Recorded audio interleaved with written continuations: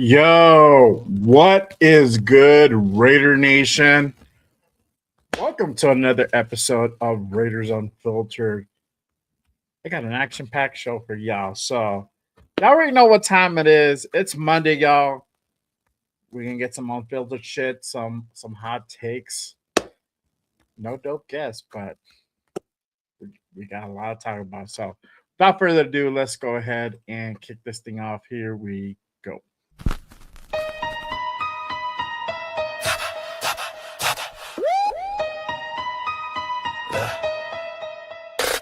J Raider, the creator with the killer content, hot takes and the dopest. Gas Raider Nation, from Oakland to LA to in Vegas. Nothing greater than the Raiders, only facts. Just Raiders, just Raiders, just Raiders. Stand up, just Raiders, just Raiders, just Raiders. Welcome to the channel. It's called Just Raiders, baby. If you ain't subscribed, then you gotta try. Just Raiders, baby, nothing but love for the Raiders. Been an OG before 93. Shout out to the nation, they always crazy. So nation, ride with me, taking over my style. It's amazing, making hits like Maxx on the blitz. The silver and black, on the attack. They on the map, if you a fan then you with that. J Raider, the creator with the killer content, hot takes and the dopest. Gas Raider Nation, from Oakland to LA to in Vegas. Nothing greater than the Raiders, only facts. Just Raiders, just Raiders, just Raiders, just Raiders, just Raiders, J Raiders, just Raiders, just Raiders, just Raiders, just Raiders, just Raiders. Putting on shows like Brock on the go. We just like J Raider, the innovator, making shows like Good Morning Raiders, the originator. Raiders Unfiltered, raw, never censored. The post game reaction, nothing but action. Just Raiders, baby. Just Raiders. Just Raiders, baby. J Raider, the creator with the killer content. Hot takes and the dopest, yes. Raider Nation, the only nation. There ain't no question. Just win, baby. Win, baby. Just win.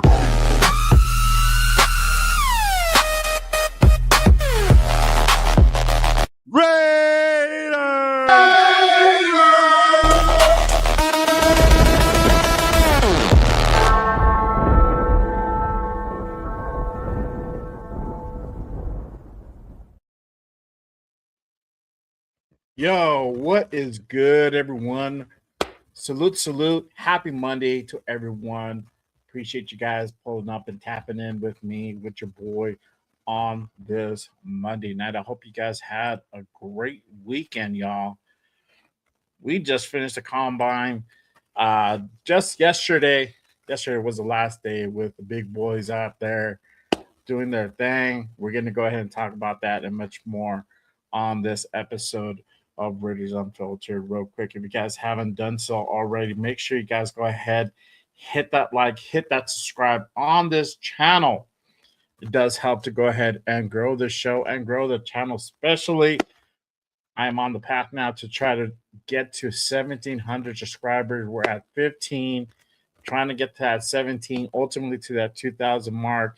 So if you're new, if you're feeling what you're hearing, make sure you hit that subscribe on your boy. Appreciate y'all. Real quick before we go ahead and get this thing under the way, you already know we can't go ahead and kick this show off without acknowledging the chat. Real quick, shout out to JoJo in the building. What is the deal? Appreciate you pulling up. Salute, my guy. Sacktown Raider Mike in the building. What is good, my guy? Appreciate you. One of the mods here at Just Raiders, Rorschach Raider 24 in the building. What is good, my guy? Appreciate you pulling up. James in the building. Appreciate you. Thank you for pulling up. No, Jeff, only you are going to need a new intro without Maxx, because how dare you start with your anti-Maxx propaganda? I'm not going to have it. That's not this type of show, my guy. No, I'm just kidding, bro. Hey, appreciate you pulling up. Thank you for rocking with me on this Monday. Salute. All right. Appreciate you. Salute to everybody pulling up right now. Hopefully you guys are at the crib or on the way to the crib. And if you guys are stuck at work or heading to work, I hope your shift goes by really quick, and at least this helps to go ahead and make this go by a little bit faster. So salute to everybody here watching for sure. Shout out to my guy Greg in the building, just pulled up. He says, who's ready for next week? When free agency begins. Free agency begins in about 9 days. 9 days. It actually starts on March 11th. So 9 more days. And we're going to see all these wheeling and dealing start taking place. So very excited time. It is going to be, it falls on a Wednesday. So Raider Connection will be on. We're going to go over everything that went down throughout the day, and probably be going on as we go live. Shout out to my guy Jeff, who's in the building as well. So he's going to be on. I'll probably jump on a little bit with him. We do the damn thing, and we go over some of the deals that happened on day one of free agency. That literally is in 9 days, y'all. 9 days is crazy. We already here. We already in March. This is March 2nd. March 2nd. Damn. I was in January, like not too long ago. What the fuck happened? Time is going by fast. So we got a lot to cover. Real quick, shout out to my guy. And in the building, another one of my mods here at Just Raiders. And hey, the prodigal son returns. Raider Fools Chris in the building. What is good, my guy? Appreciate you tapping in. Yes, sir. It's going to be a hot and heavy. Hey, positive necessary, bro. On day one. Yo.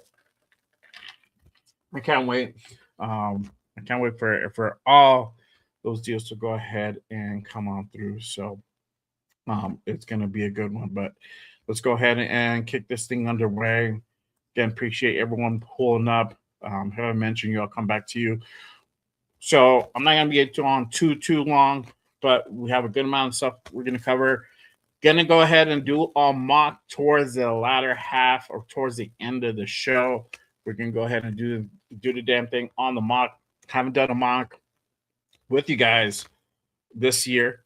I've been holding off. I've been waiting till we figure some things out, and it looks like we already got a coaching staff in place. We just finished a combine.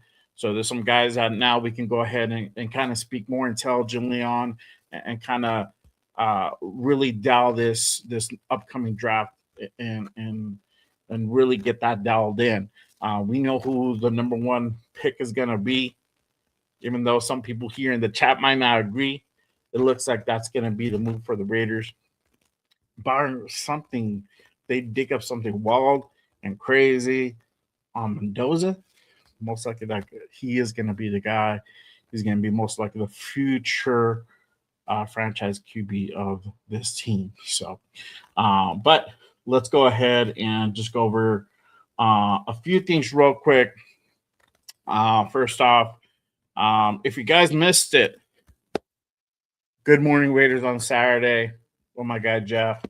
We covered day 3 of the combine. Make sure you guys go ahead and click that link at the end of the show towards Good Morning Raiders. It was a really good show. We covered everything. But one of the news that I did put out there is, and this happened on Friday, Raiders hire Nick Holtz as their offensive pass game coordinator. Again, this going down on Friday afternoon. Raiders make that announcement of them bringing in Nick Holtz. Nick Holtz, a familiar face for the Raiders. He was with then the Oakland Raiders, and briefly when we became the Las Vegas Raiders when we moved out to Vegas. So Nick Holtz, a familiar face, back with the silver and black, and he'll be part of the offensive scheme for Clint Kubiak as he handles that pass game. But surprisingly, one of the things that maybe y'all haven't noticed, there's no quarterback coach. There's no official quarterback coach for this team. Looks like those duties are gonna be split between Clint Kubiak and Andrew Janocko.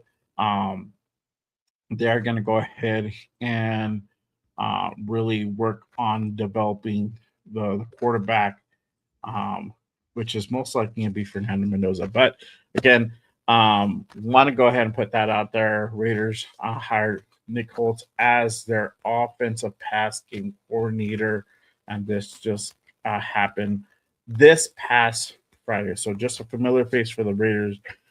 It is Raider news, so definitely want to go ahead and put that out there. I think this is again, it's a solid hire. It's not a great hire. It's not going to go ahead and just make you, you know, uh, make you feel any type of like happy way. But it's a solid move. You can't really knock on it. Again, somebody that was with us prior, now has come back with the Raiders. So definitely a good move here, a solid move here. So let's go ahead and continue on. Raiders have also met with several players at the NFL Combine. As you guys know, they met with various players throughout the week, right before, and including up to the point, I guess, the day of when they start their days.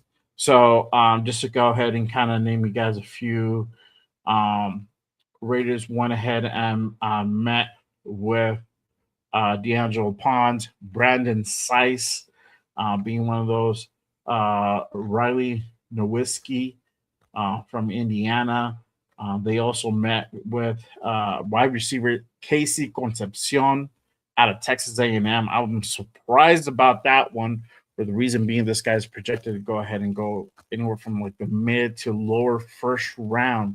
So, interesting move by the Raiders to go ahead and meet with him. For me, it's somebody potentially out of the wheelhouse, bar they go ahead and trade back into the first, or if Jeff has his way. Sorry to pick on you, bro. But if Jeff has his way and we trade back out of that first round pick, move down a couple spots and let Fernando go, we're gonna have a few extra first round picks. So interesting thing there. But Raiders will also meet with tight end fullback Maxx Bredson as well. And they go ahead and actually, and let me go ahead and put this up here. And I think this is kind of part of, you could say, part of Raider royalty, so to speak. Raiders meet with Zachariah Branch. Zachariah Branch being the great nephew of Cliff, of the late great Cliff Branch. They met, and he actually had a pretty good combine. Had a crazy vertical that he did. Let me go ahead and see if I can pull that up real quick. But he did have a crazy vertical. Let me see here. I got my thing pulled up. I don't know offhand what the vertical was, but we're gonna find out. All right.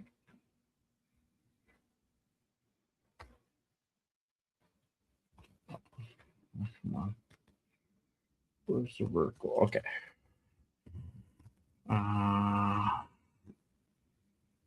So branch vertical. Sorry, I thought I had that pulled up here, but I don't. 38-inch vertical for Zachariah Branch. So they met, obviously sentimental favorite there with him being related to the late Cliff Branch. Could possibly be a Raider. I think he's expected to go somewhere between maybe the third, maybe fourth round pick, somewhere around there. So we'll see what happens there. But Raiders did meet with him earlier, probably the middle of last week. So we'll see what happens there. But great combine all around. real quick. Let me go ahead and hit up the chat before I continue on. Let's see here. Shout out to my guy John Leon in the building. What is good, my guy? Appreciate you pulling up. Salute, salute. Let's see here. Shout out to my guy AR Afakasi Raider in the building. What is the deal, my guy? Appreciate you pulling up. Salute, salute. Alec M in the building says Raiders need to draft on defense a lot. We're definitely gonna go ahead and go into that for sure, my guy. Salute to you. Appreciate you pulling up. Let's see here. My guy Rareful Chris, are you doing breakfast for this year? Most likely, I probably will. Got to figure that out with the family, of course. Usually, we go ahead and tie that trip in with the fam, also in Cali and the LA area. So we're gonna get that figured out, but I should most likely be at that event. So that'll be a good one. Sorry, guys, my allergies are tripping. All right. Let's see here. Shout out to Alfredo in the building. What is good, my guy? Appreciate you pulling up. Salute, salute. All right. Let's see. Okay, so let's go ahead and continue on. All right. So we just got done with the NFL Combine, right? A couple guys stood out. And I think now that we got, for those that tapped in, we all got a pretty good look on some of the talent that is out there that we can potentially go after. That's in our wheelhouse. And what I mean by our wheelhouse, somebody that we can potentially go ahead and draft in either basically outside of the first round, right?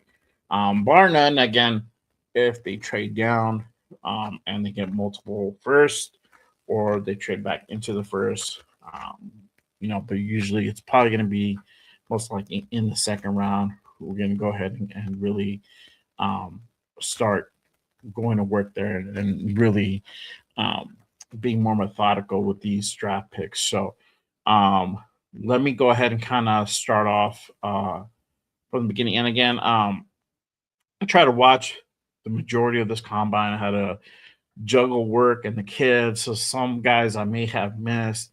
Haven't had a chance to really go back and look at some of these guys, but just kind of starting out with the D tackles. Caden McDonald is a guy that kind of stands out. Lee Hunter. I think we met with Lee Hunter last week, and so apologies for not mentioning him, but we did meet with him last week. Guy from Texas Tech. Pretty phenomenal player. Guy 6'3", 318, so he's a big boy. Can definitely help us plug up that middle with for us now in the market of really pursuing a nose tackle. Dominic Orange is another guy that I did like as well. Definitely a guy to go ahead and keep a lookout for as well. Daryl Jackson Jr. out of Florida State is another potential. Albert Regis looked pretty good too during the combine for the D tackles. While the D tackles were out there, Tim Keenan is another guy. Just kind of keep your eye out on if we don't pick up a guy early as far as a nose tackle between rounds 2 and 3. This is a guy that you can go ahead and look out for, maybe round 4 or 5 and on. Cameron Bell is another guy, D tackle out of Arkansas. He had a pretty good combine. So looking at the linebackers again, going into this new defense, definitely one of the areas that we have to go ahead and upgrade is going to be definitely that linebacker room. So bar none, like I'm gonna talk about this guy, even though he's not really a guy that we could potentially get. Sonny Styles had a great great combine. Putting it out there, got a great combine. Um, Anthony Hill too. Uh, another guy to definitely go ahead and kind of keep a lookout for. Um, after that, after that, um, Jacob Rodriguez. Jacob Rodriguez literally killed it in that fucking combine. Very, very, very great combine, athletic, nailed down the drills. Let's go ahead and go over his 40. He had a 4.57 40, 1.6 10-yard split. So kid is fast for a 7-yard for sure. Um, 30 and a half vertical jump on him. Um, you know, we saw, if you guys are paying attention to um, the college football playoffs, just literally not too long ago. We're in March already. It's crazy. But if you guys were tapping in to the college football playoffs, he had a pretty good game versus Oregon. Literally was out there just disruptive. Um, just being out there covering guys. That Texas, a lot of dudes on Texas Tech. If you see a name and then the school Texas Tech, you definitely want to go ahead and keep your eye out on them. But Jacob Rodriguez is definitely a guy that is in our wheelhouse because of his performance. Looks like he's going to be either a mid to high second round pick. We pick at 36. Now, if we go out and get and I don't want to jump in too much, but let me go ahead and go into here. But if we go ahead and we're at 36, so if we go out and get Jacob Rodriguez, it will not be reach. That's for damn sure. So, and he would definitely help boost up that linebacker room immediately. Immediately. That is how much talent this guy has. Guys, it's fucking stuff. Plain and simple. Could he go higher than that? He could. But it looks like right now at the moment he's projected to go about high to mid second. 2 months ago they had this kid in the fourth round, so jumping up in 2 rounds is quite significant. It's crazy. So definitely a name to go ahead and a guy to go ahead and keep your eye on for sure. Just say a Trotter, another guy related to Jeremiah Trotter. So another guy, he had a really, really good combine, linebacker out of Missouri. Definitely want to go ahead and keep a lookout on him. I think he's around same thing about maybe latter second to third round pick, solid third round guy. Jake Olday, another guy to go ahead and kind of keep an eye on. I did like Harold Perkins' performance as well. Deontay Lawson, he had a pretty good combine. Owen Haneke, I think I pronounced that name right. Out of Oklahoma, he had a cool combine, pretty solid. Justin Jefferson, another name to go ahead and kind of keep your eye out on. Turian York, a guy to go ahead and start. And so let's say, for example, whatever reason we don't get Rodriguez, we miss out on him. Turian York could be another guy we could potentially go ahead and go after, or maybe go in on a double dip later in the rounds. Maybe a day 3 guy that we potentially go after. So there's a few other guys that went in there.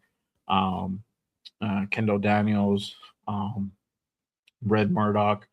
But these are kind of lower in the trough, lower in the rounds that you can guys, can go ahead and keep an eye on for sure. Let's see here. My guy Raider for Chris, he says, I like Jacob Rodriguez. Me too. Rodriguez was very impressive. Yes, sir.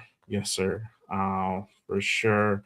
Shout out to my guy Darren in the building. What is the deal, my guy? Appreciate you pulling up. Let's see. All right. Yeah, TCU have some good defensive players as well. Yeah, they do. They do. But just Texas Tech, they're just I don't know. Well, those guys are that defense was a really good defense this past season. So, any guy on that list is a guy to definitely go ahead and keep an eye on for. Defensive ends, the edges. Um, let's talk about this real quick. And I know we're talking about stood at the combine, but like who's the losers of the combine? Poor Ruben Bain. Ruben Bain is surprisingly, even though he didn't participate in the combine, so to speak, was the loser in this combine. And why is that? Why do you ask? Um, for the reason being that this guy got measured. So he was at the combine. I was not participating in the drills, but was there to interview and apparently got somehow he said okay to get measured. And he ends up being a sub 31 wingspan. And once that got out, damn. This it looks like there was already stuff going out, and this happened like I think on Friday, I believe. Um, Reports going out that he was going to slide out of the top 5, even potentially even out of the top 10. And I think I've seen a couple projections. Too bad I didn't get to save him. Of him actually being around at getting picked up at 10, which is crazy, right? And it's just because of his measurables, having shorter arms, especially the technique that he does is really power based. That's really an effect, especially when you're going up, you know, top tier talent in the NFL. Stuff like that kind of matters. So it's just crazy how things can change for some of these guys in the blink of an eye. Crazy, nasty work for Ruben Bain. But hopefully, maybe a team can go pick him up early in the first round. I mean, either way, this guy's going to be a first round pick, bar none, for sure. But just want to go ahead and kind of throw it out there. This guy kind of being one of the losers in this combine for sure. But Arvell Reese, obviously, cream of the crop out of our wheelhouse. But if we're looking at certain guys, potentially, obviously, Zai Young could be a guy that we could potentially go after. Cassius Howe had a great combine as well. Gabe Jackas, edge out of Illinois, another name to go ahead and keep an eye out for. Let's see here. R. Mason Thomas, another guy to go ahead and keep out for. He had a solid combine. He didn't have like a stellar combine, but he did pretty good. Where I think he didn't really hurt himself too much. I think he didn't really go up, but he's not projected to go down. He's a solid player, so definitely a guy you can go ahead and kind of keep your eye out on for sure. Derek Moore, Key Ron Crawford out of Auburn is another guy. Romello Height, edge out of another Texas Tech. So like those Texas Tech guys, Romello edge, big dude as well. Like his measurables, he looked pretty good out there. 6'3", 239, 32 and 1/4 wingspan. So the guy has the arms. He looked pretty good. Again, another guy that looked good during that Oregon game as well. So, LT Overton could be another guy you go ahead and potentially keep your eye out on, and then Caden Curry and Mason Reger, some other guys as well. So we'll see. Surprisingly, Logan Fano, I think he's related to Spencer Fano, was out there as well. So that guy, he could be more of a kind of in the later rounds, 5th, 6th round guy, and on. If we're picking up a guy late in those rounds, so he could be a guy that we could potentially go after as well. So there's some other names out there, but those kind of round out. It's a deep class, so I think any way you kind of go, I don't think you will lose out too much in this edge class, especially that linebacker class. It's pretty deep as well. So we got some options for sure. Going into the corners.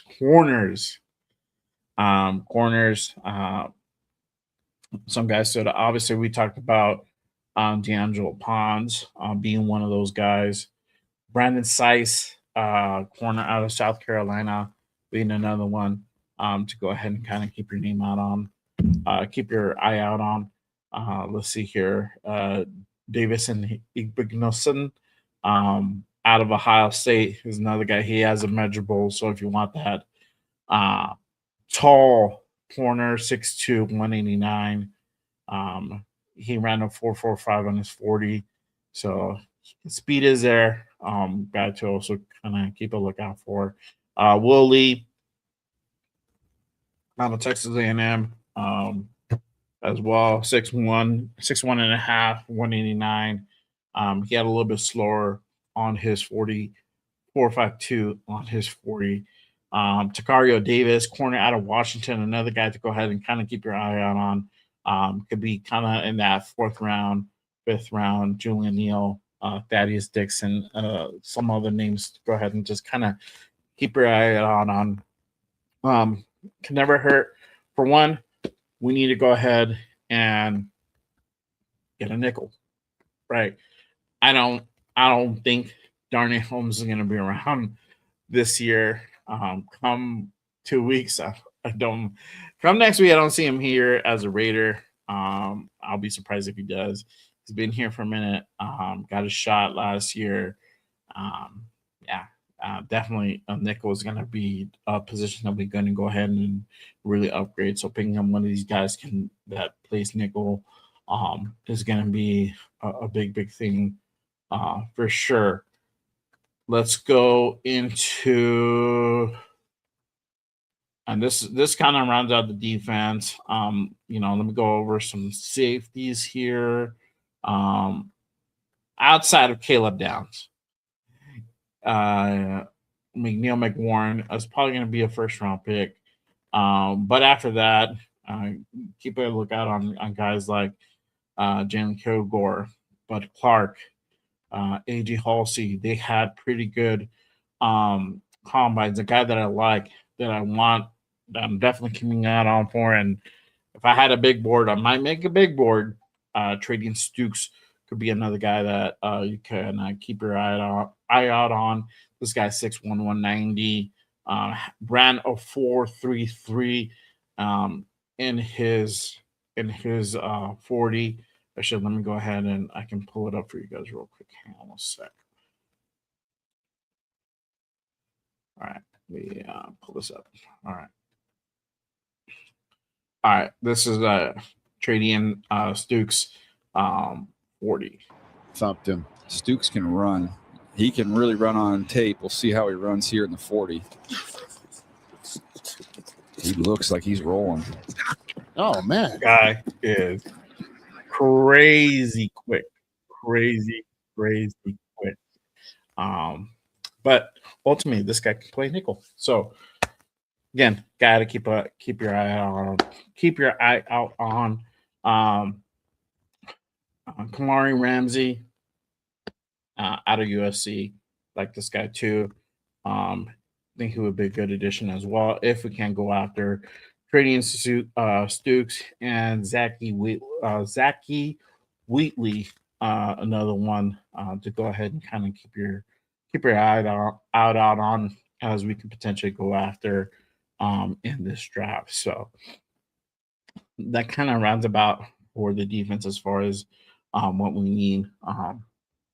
Can always use, obviously what we need the priorities: linebacker, nose tackle, pick up another edge, and really have that competition on the other side of Max. So let me know what you guys think. Let me know what key positions you guys think is going to be the most crucial outside of Fernando Mendoza, outside that, out of quarterback. Who do you think on defense is going to be the number one position to go ahead and really address in this draft? You guys let me know down below. Who do you like? Who should people look out for in this draft coming up as well? Also, for my peeps watching this replay, let me know in the comment section, who do you guys like? What positions should we be addressing first and foremost outside of the first round pick, and why? So you guys let me know your thoughts for sure. So real quick, let me go ahead and go to the chat again. Appreciate you guys pulling up and rocking with me on this Monday night. If you guys haven't done so already, make sure you guys hit that like, hit that subscribe on this channel, on this show. Appreciate you guys tapping in. Let's see here. Shout out to my guy Anthony in the building. What is good, my guy? Appreciate you pulling up. Salute. All right. Thank you, my guy. Appreciate you. I've been having it for a cool minute. It's a 98 draft one. It's crazy. I'm into fitted hats, bro. That's my thing. So I'm all about that. Shout out to my guy Daniel B in the building. What is good, my guy? Appreciate you pulling up. I love your avatar. Hell yeah, running that shit back again this year. You know. Alex says Malik Muhammad middle rounds would be cool too. There you go. Let's look at. Let me see if he's here. Got him here.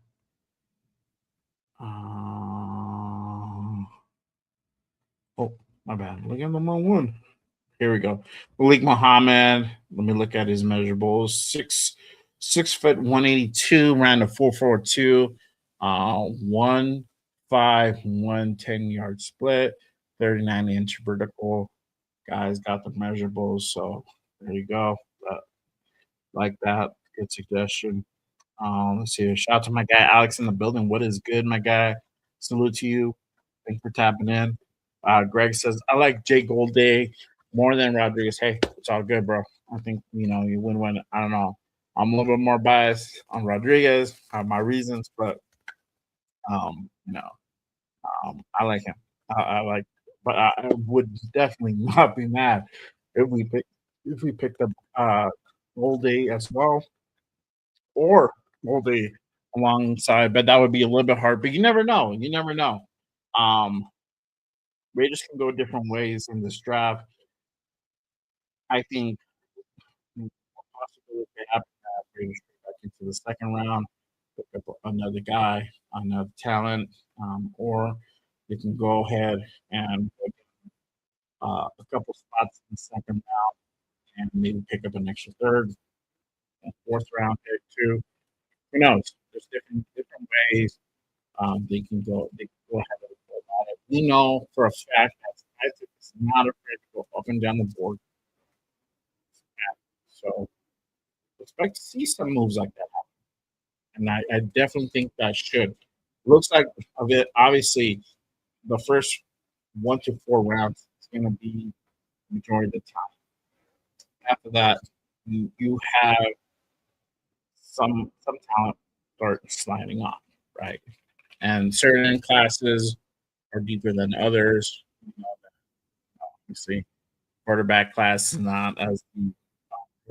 Running back class is not as it was year prior for the running back for the running back class. Excuse me, linebacker, a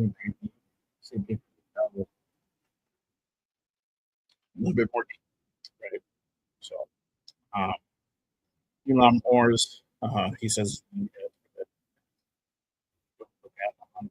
Shout out to my guy Chewy in the building. What is good, my guys? Salute. Appreciate you tapping in. Let's see. All right, let's go to the offensive side here. And obviously, I think two positions kind of keep an eye out on that we potentially go after. Obviously, lineman is gonna be one for sure, and then the other being the running back room that we potentially pick up, or potentially go after a running back to complement Genty. As you guys know, Clint Kubiak did say earlier last week during the combine that we will be running a two-back system, so somebody to complement. Genty is going to be key for sure. So there's some names that we can go ahead and also talk about as well. Appreciate my guy, Sacktown Red Mike. Don't forget to subscribe and hit the like. Facts, my guy. Appreciate you with that. Salute to you, man. Thank you. All right. So let's talk about the linemen, right? Let me go back here to my banner.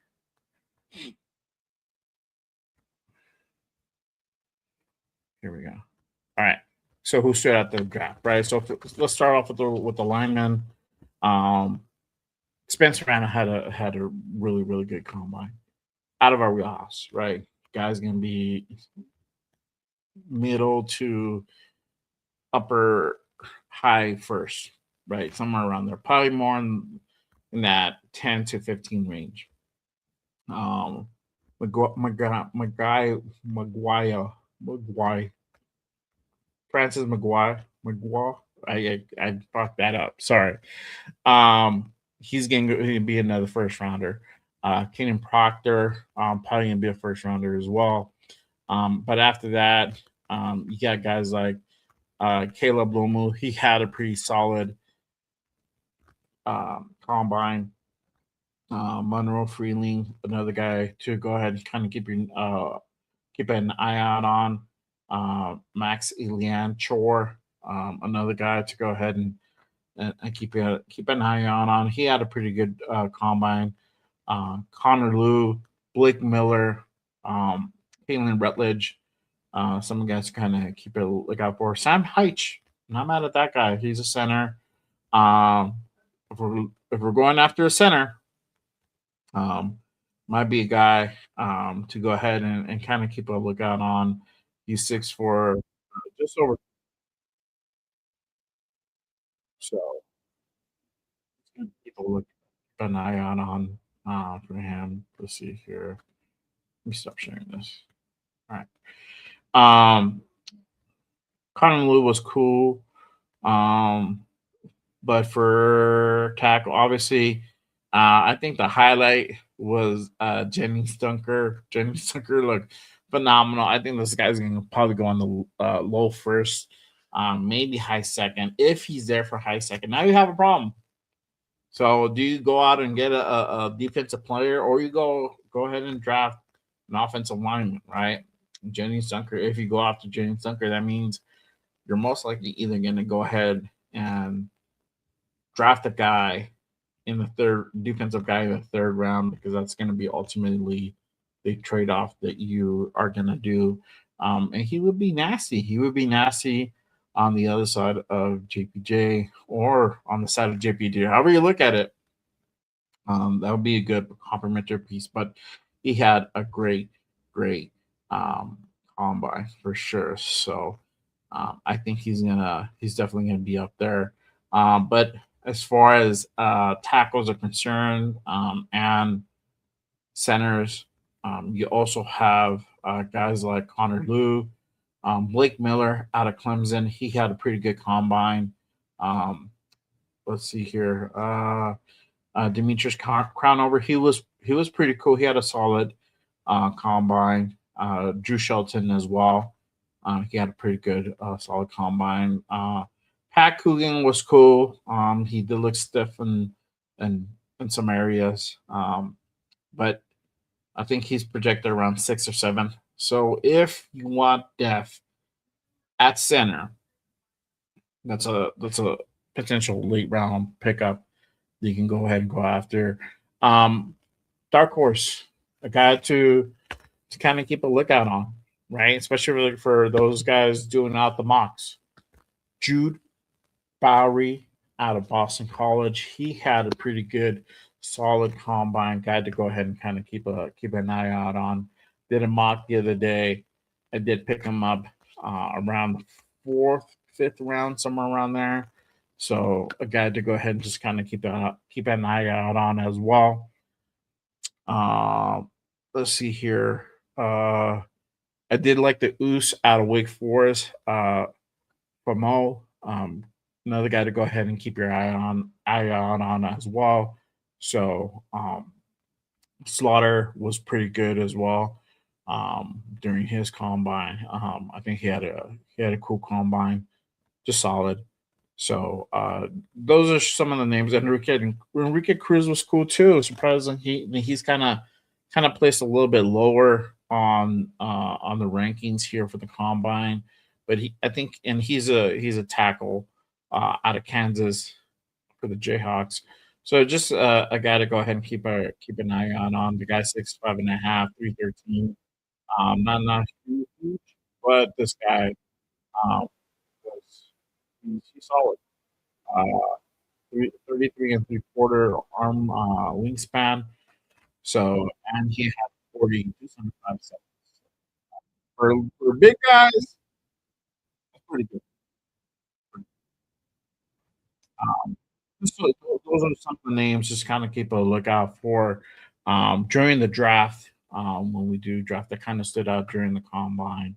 And some of these guys, depending how we draft, some guys we might have to go ahead and pick up later in the later rounds.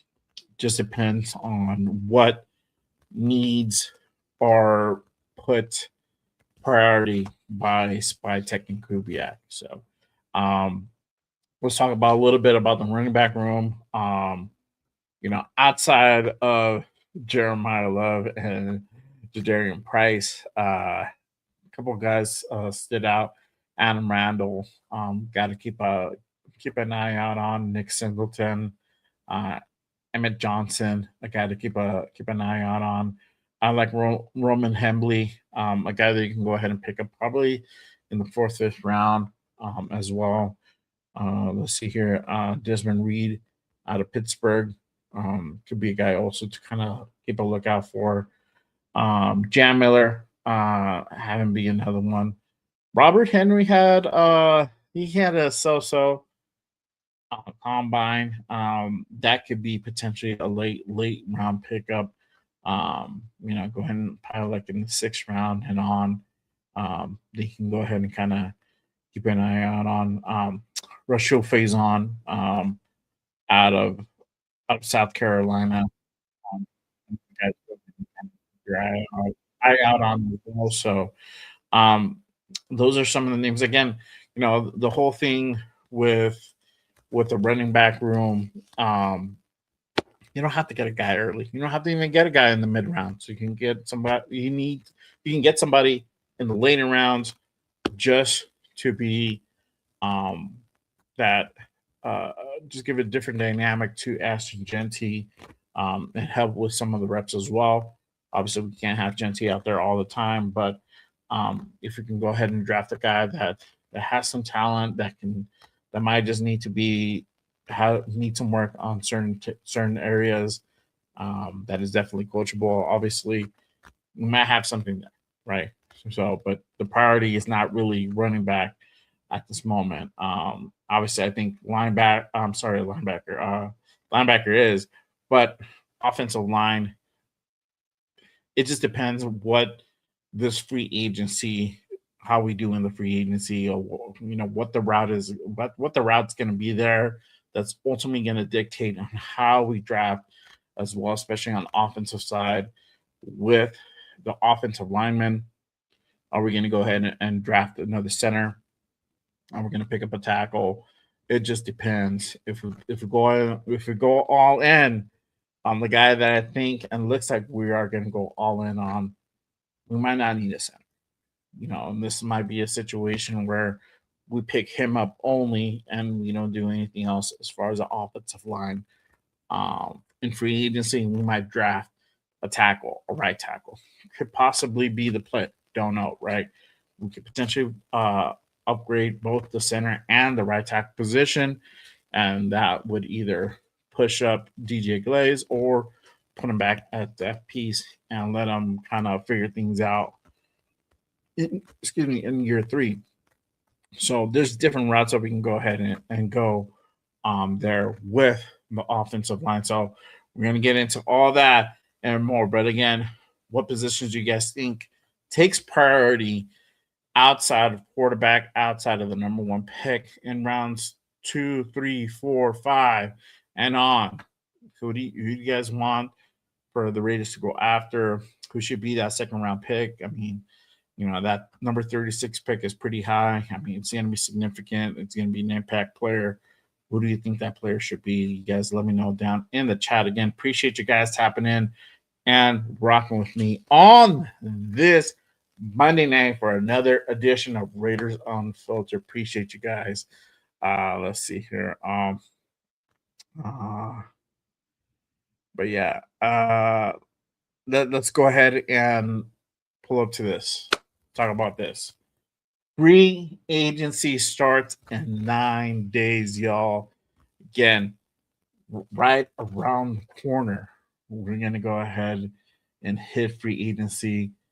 I'm gonna go ahead and get into this one, right? Oops.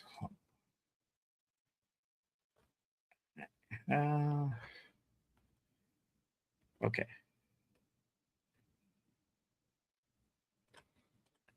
All right. Who will the Raiders target in free agency? That's gonna be the next big thing here. The next area that we're gonna go ahead and focus on. Just got done through with the draft. Now focusing on free agency. A lot of people, especially myself, are very excited for that to happen. As y'all know, there is a lot of holes, a lot of areas that need to be fixed in this team on both sides of the ball, not just on the defensive side or just on the offensive side. Both sides of the ball need to be addressed for sure. So, especially now with, again, this new scheme that this new defensive base that we're going to go ahead and unfold this season on a 3-4 base defense. We're going to go ahead and need to upgrade some rooms as well. So, but first and foremost, I think the talk that we've been talking about since even before the season ended, the offensive line having such a poor performance that affected us in so many ways, but ultimately helped us get the number 1 pick alongside Geno Smith. And we'll talk about Geno Smith too as well. Hang on one second. I was going to put this up. But what position, who are we going to go after? Who are we going to target, right? So let's go ahead and dive into that, y'all. Hang on one second. I'll put this up. All right, here we go. All right. Raiders to pursue Tyler Linderbaum. We already knew this. Everybody else is, I guess, trying to catch up, but it was put out there earlier today. Raiders will pursue Tyler Linderbaum. Will heavily pursue Tyler Linderbaum in this free agency coming up. As y'all know, one of the areas that we need improvement on is the center position, and there's a little bit of controversy with that, right? Y'all know, we already have a potential center in the building already, in JPJ. For whatever reason, the previous regime decided he was not a good fit to be the center position. Supposedly, there's some deficiencies there. There's some deficiency in calling out certain blitzes or certain defensive schemes. For the center position, it is more of a thinking man's position, not so much, go out there and just maul, right? There's some usually that position is more technique than it is just power. So, and it's not something that JPG normally does, even though he is a really good center and is a Remington winner at Oregon. But having a guy like Tyler Lindenbaum, who's been around the league for going on his 5th year, who's been doing it at a high level for quite a while now, basically through all of his collegiate time and then up until this whole time in the league, so about 7-8 years now. He's been at the center position, also a Remington winner. And it's most likely going to be the highly sought out center in the league, projected to go around anywhere from $20 to $25 million, or even more, potentially go up to 30. I put that out there. I think that we're going to be in a situation where we might get into a bidding war. It might go up to that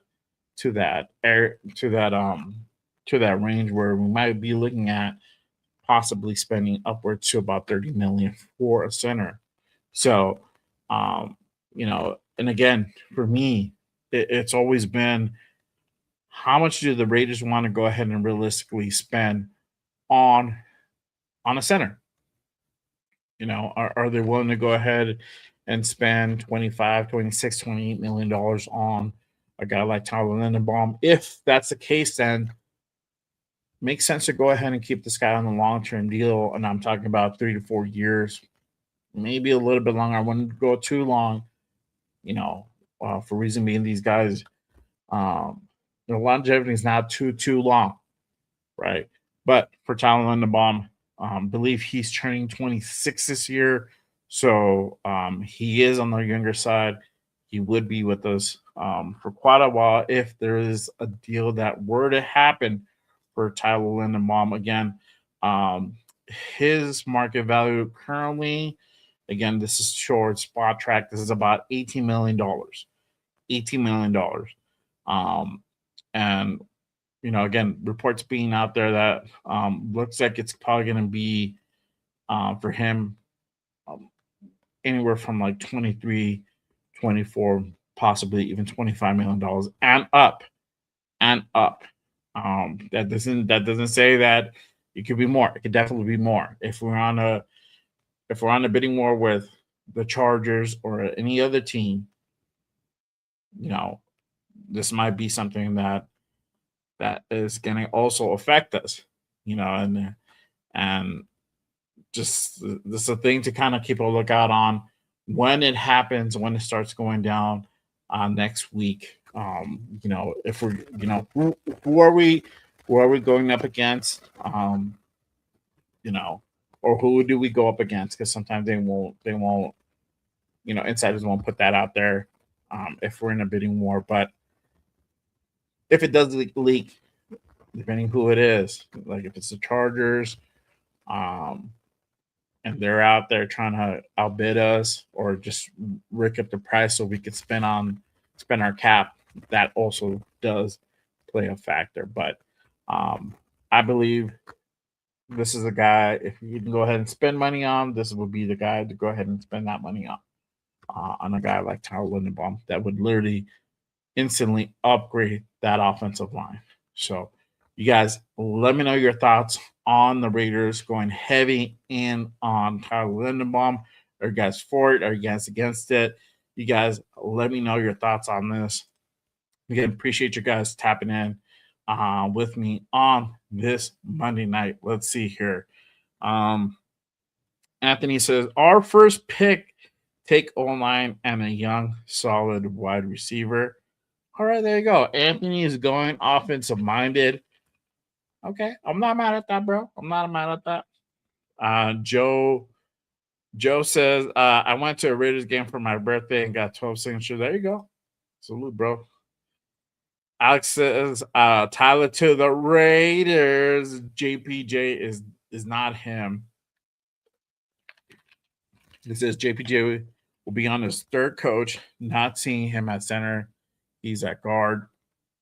I think so, bro. I think so. You know, this is the thing also too, guys. And I don't want to shit on JPJ. I like JPJ a lot. And this what I'm gonna say, it's a compliment to JPJ.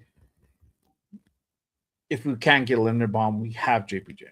So it's not the NL be all. But if you can get Tyler Linderbaum, get Tyler Linderbaum. Because you can't bring a guy like that. It's definitely quantifiable. Like, meaning this guy is definitely brings the experience and knowledge of him just being at center. I mean, this guy would just play the last 4 years at center in the league. You know, we had JPJ at center year one. Then last year they switched him off to guard, so he didn't really get any reps at center.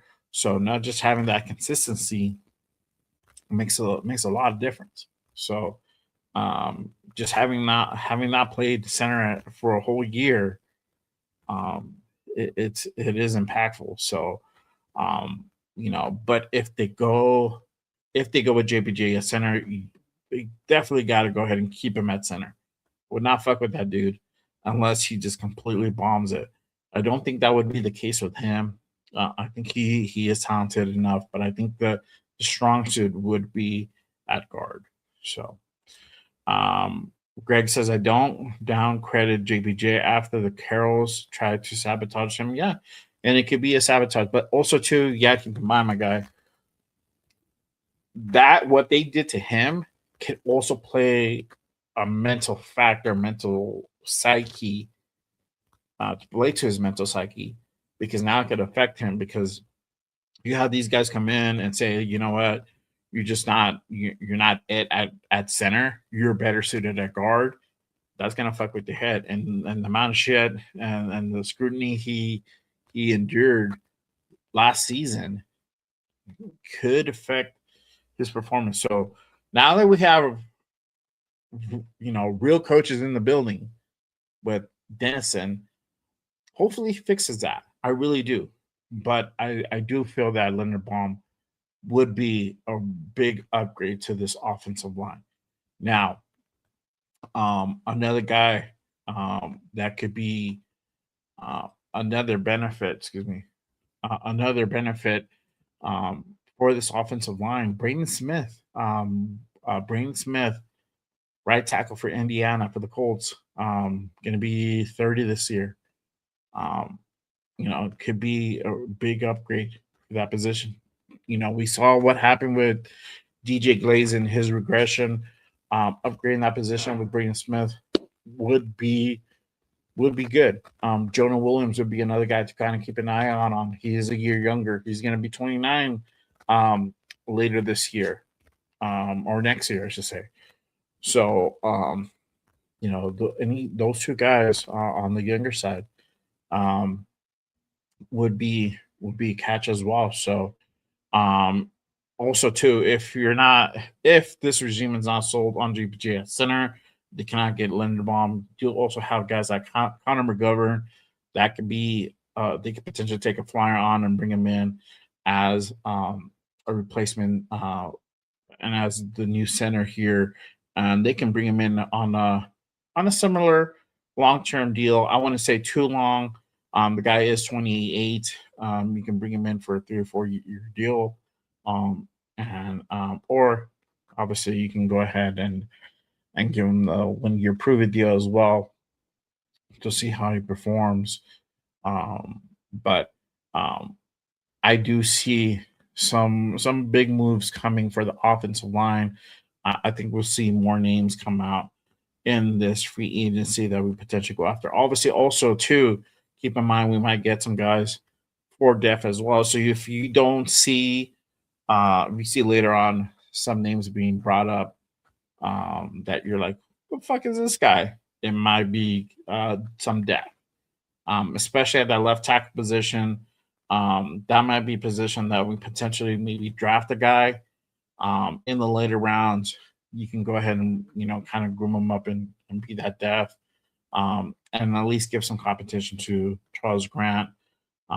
If you're going to go ahead and bring some depth to that left tackle, right tackle. If you don't replace him with a guy like Braden Smith or Jonah Williams, you'll have Glaze. You can have Charles Grant. Charles Grant showed some promise too, being that swing tackle. So you can go ahead and have those two guys have a little bit of battle there. So who's a better guy? You can always push up DJ Glaze to their guard position. So there's different ways you can go. But one thing is for sure, I think the Raiders are going to definitely go ahead and swing for the fences on Linderbaum in about just over a week. So we'll see what happens with that. Real quick, shout out to my guy 805. What is good, my guy? Appreciate you. Thank you for pulling up. Salute to you. Hopefully you had a great weekend and all is well on this Monday night. All right. Let me go ahead and keep on pushing through, y'all. All right. Could the Raiders target Devin Lloyd? That is another possibility. As we talk about the linebacker room, Devin Lloyd is on the free agent market as well, and could be a hot commodity coming up real soon. So definitely a guy and a name to kind of keep a lookout on. Let me go ahead. There we go. All right. So again, could the Raiders go ahead and target like a guy like Devin Lloyd? Let me go ahead and kind of bring him up real quick. Let's see here. Let me go look at it. His market value. Thought I changed this. I'm back. Here we go. All right. Devin Lloyd, just around the $20 million mark. That is his current market value out of Jacksonville. But would also probably give you that instant boost to that linebacker room. I doubt us retaining the services of Devin White and E-Rob. I think they're probably going to be heading on out. Same thing for Jamal Adams. I do like Jamal Adams. I wouldn't be mad if they keep him, but I don't really see him fitting a whole lot to what we're trying to do, especially when it looks like that we're going towards the youth movement. I don't really see those guys really factoring in. Devin Lloyd being on the younger side, this guy is 27 years old, so it looks like he's going to be 28 later this year, so still on the younger side. So he would be a pretty good pickup if we decide to go ahead and pick up a guy. But that you're looking at about 21, 22, probably $23 million. Him paired up with Linderbaum, if you're spending also 20, 23, 25. Let's say you get him at 23, you're at 46 million already into the cap. Barring we still got to go ahead and pick up other guys as well. So just kind of things to kind of keep in mind.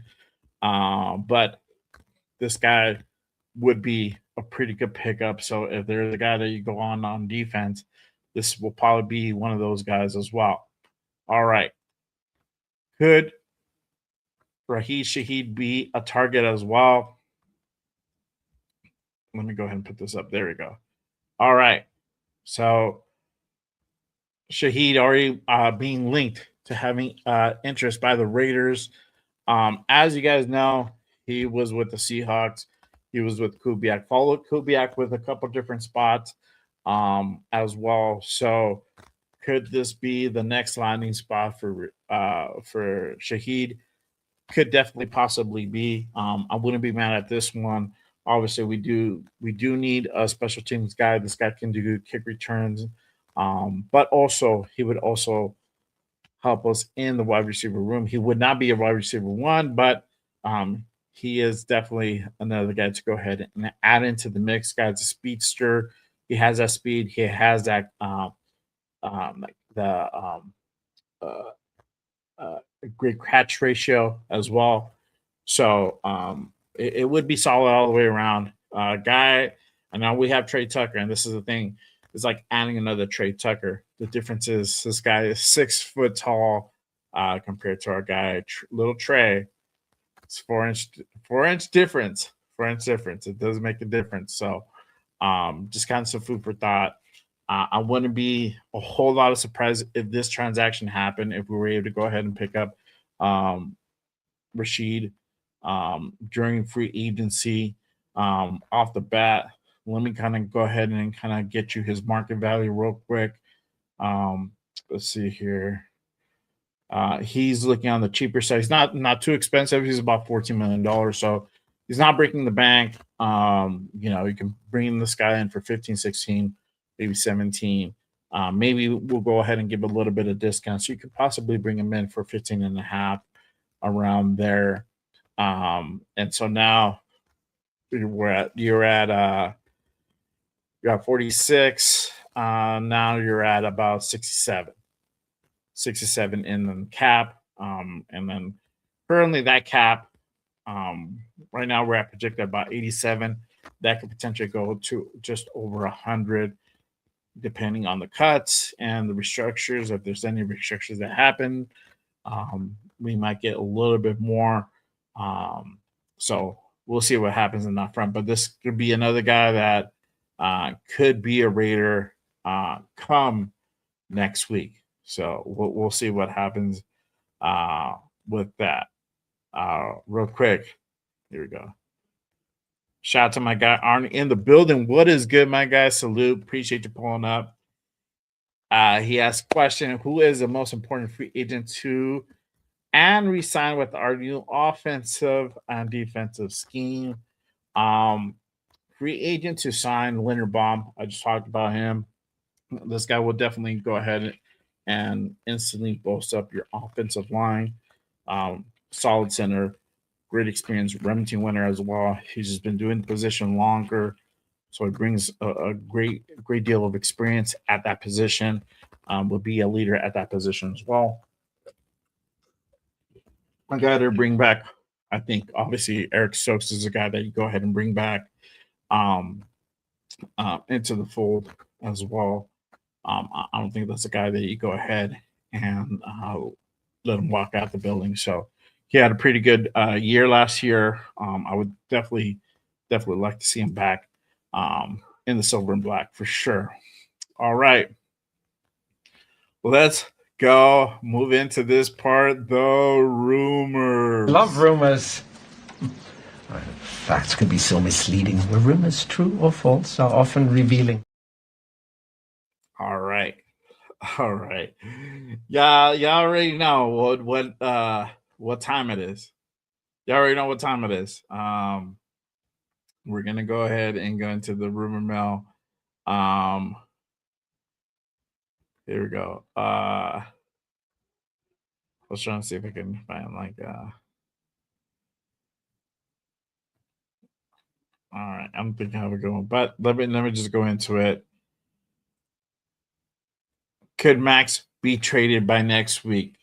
So y'all know, this was put out by Albert Breer just like a day or two ago,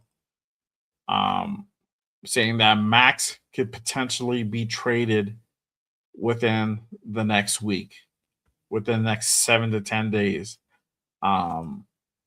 He could be a guy that's going to be shipped off. And there's other rumors that have been swirling. Obviously, we covered on Saturday, talked about potentially the Lions had the trade parameters already willing to go ahead and send over to Spy Tech to possibly get that potential trade going. They had an issue with one of the corners being arrested, and supposedly their focus has shifted, and that deal got killed, right? Or that deal, or them potentially going out and trying to acquire Maxx Crosby got killed. But Albert Beer putting it out there.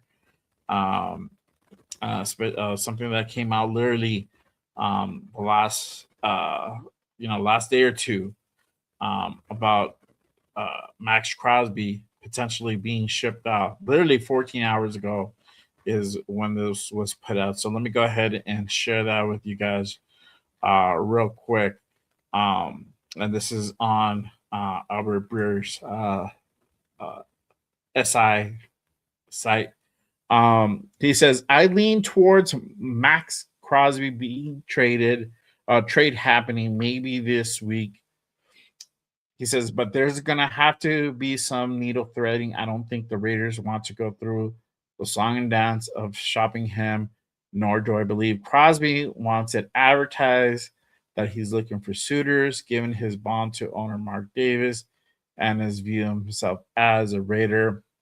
So he goes on to say, so what would be the cleanest for everyone is for a market to emerge organically, and that could happen given most teams are going to start spending their cap and cash budgets and filling roster spots a week from now. So there you have it. You have Albert Breer kind of putting it out there that supposedly Maxx Crosby is going to be traded within the next week or so. And then, obviously, he's going on to say that he doesn't believe the Raiders want to go ahead and go through the song and dance. And then, no, they don't. And this is the thing, the part that I'm going to go ahead and hit on right now is that the market to merge organically. The market if there's a market, and there is, I'm not going to say there isn't. And there is, and I think there always will be until the Raiders start winning. But this market that has to be organic has really been pushed by the media. And if there is a big market, it is because of the media. It's partly also due to guys like us. We keep talking about this shit. Everybody. This is probably done with this conversation, but this conversation will continue to go on until after free agency begins, right? Until there's something that happens, right? And I don't think this is really going to be over until after the trade deadline. Until after the trade deadline, it could possibly start. It could possibly stop. But even that, who knows with that, right? And we just had this happen 4 months ago, right? Or 5 months ago. I forget that we're in March, and we're in March now. And we had the same scenario come up, and it was leaked with the whole Cowboys trying to go ahead and potentially go after Maxx Crosby. That got shut down, and then things being literally thrown out there super week by Jake Glazer. And here we are now, right? This thing has kind of manifested itself into its own creature. But my thing is this, if you're going to go, and like I said, I've been saying that, I'm going to continue saying, if they're going to move Maxx, it's not going to be broadcasted out there. Just like Breer said, they don't want to go ahead and go through a song and dance of trying to move him. And Maxx doesn't want to go ahead and put it out there that he's looking for suitors. If it does happen, it will happen suddenly. It will happen quietly at first. Then the announcement is made, which will be a shock, a little bit of shocking, but be very sudden. And Spike Tick's going to take the blame, saying that it's good for the team, it's a betterment for the team, yada, right? Maxx is not going to take the heat for this, even though he's probably going to be the one signing off on it, if it does even happen. I don't think it happens. 60-40 that he's going to stay, but 40% that there could be a possible trade that does happen. I'm not going to go ahead and just completely eliminate that out of the realm of possibility, because it could definitely happen. And if it does happen, my take and will continue to be, if they go ahead and trade Maxx Crosby, get the maximum value for him, no pun intended. but get as much as you can get for a guy like Maxx Crosby. And again, I think for them setting up the bar where you're asking for 2 firsts and an impactful player, you have it right there. I mean, you can switch that impactful player for like a second round pick. Most likely will be for like this year, and you might have something there. And I think if you get a deal like that, you got to entertain it. You got to at least talk about it. You can't completely ignore it. Obviously, if you're getting 3 first round picks, that's a conversation you need to have. You don't have to have. You need to have it, because that could definitely fast track our rebuild really, really quick. But I don't think the Raiders should shop Maxx Crosby. That's for sure. I don't think Max gets moved. But again, if he gets moved, he gets moved. If he gets traded, he gets traded. I think I'm at that point. I love Max. I don't want to see him go. I don't believe in this whole timeline stuff. Sorry, 805. Sorry, Jeff. And shout out to my guy Jeff. Much love to my boy. But I'll push back on some shit like that. Because the whole emphasis of being on a timeline, the timeline is whatever the team sets as a timeline. If the team wants them here, they're gonna fit them into whatever fucking timeline they're going on. If Max wants to be here, he's gonna fit into whatever timeline there is. That's just a simple fact of it. So I don't when I hear that, no, I don't buy that. I think we're at a point now where things are so put under a microscope. Everything that he does, everything that he says, everything that he doesn't say.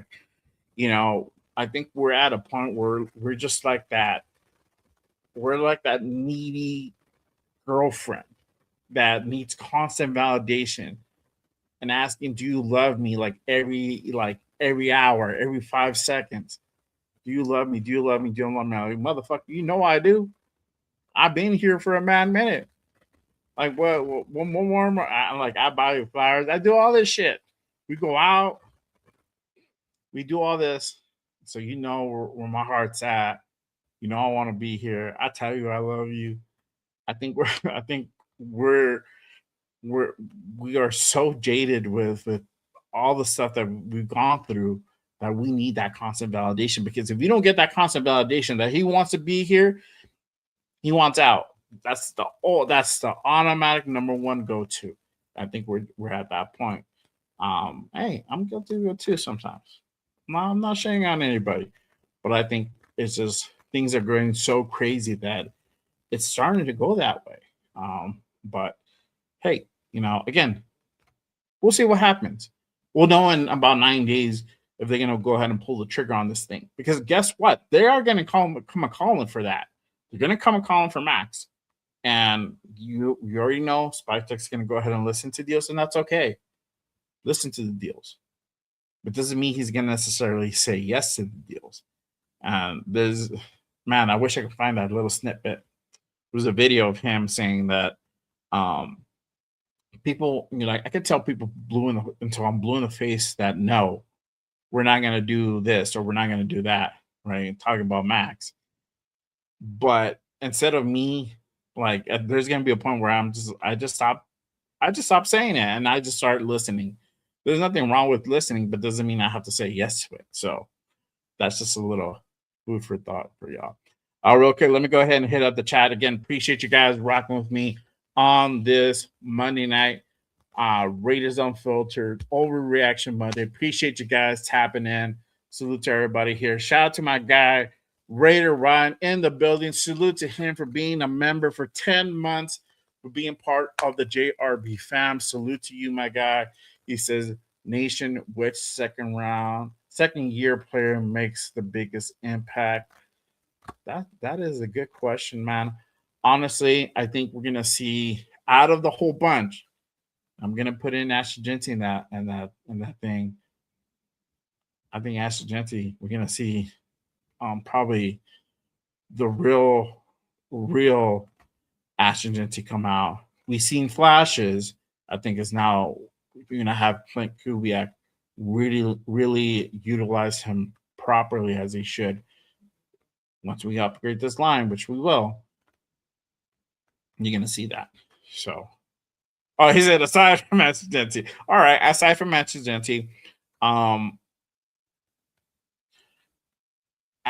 I think Jack Bash is gonna be a guy that we probably see some biggest impact because he didn't have any impact last season. So I think we're gonna see that. And again, Clint Kubiak utilizing him, giving him more targets, bring out the maximum potential out of a guy like that. We know what Thornton is, and he is not. He is not a wide receiver one. As much as we want to hope it to be, praying it to be, whatever, he is not that guy. He needs a lot more work, and that's on me. I thought he had some talent. I thought he could be something. Sorry, got that one wrong. But the guy needs more work, and he's a 4th round pick. He has a speed. He has the measurables. Just the route running, the hands, just not there. Didn't translate over. So sometimes it happens, right? There's many possible reasons for that. So let's see here. But yeah, let me continue on. Alex says Rams, if they give him the Rams 13th and 29th, I take him. Okay. I assume that's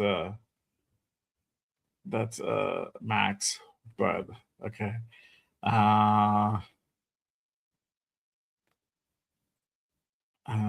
Arnie says Cowboys 12th, 20th pick this year plus a defensive player on their roster. I don't think the Cowboys will do that for Max. I don't think they'll give up a defensive guy. I think they'll probably give up a different guy. I don't know. We'll see. If that happens. And Cowboys being one of those teams, the Rams being also mentioned in that group of guys potentially going after Maxx Crosby. So I forgot who. There was like a 13 too, third and 14 too. The point being is that you're going to have a lot of teams calling. I think Niners are also in that mix as well. So we'll see how that goes. But I'm a firm believer that I don't think Max gets traded, to be honest with you guys. Again, 60-40. Could it happen? Yes. But I just know that I don't think he's going to get traded. But I could be wrong. So hopefully I'm not. Ernest says trade number 1 pick and Crosby, start the real rebuild now. Let's just give up the whole team and just pick brand new players from the get-go. Might as well. Just kidding, bro.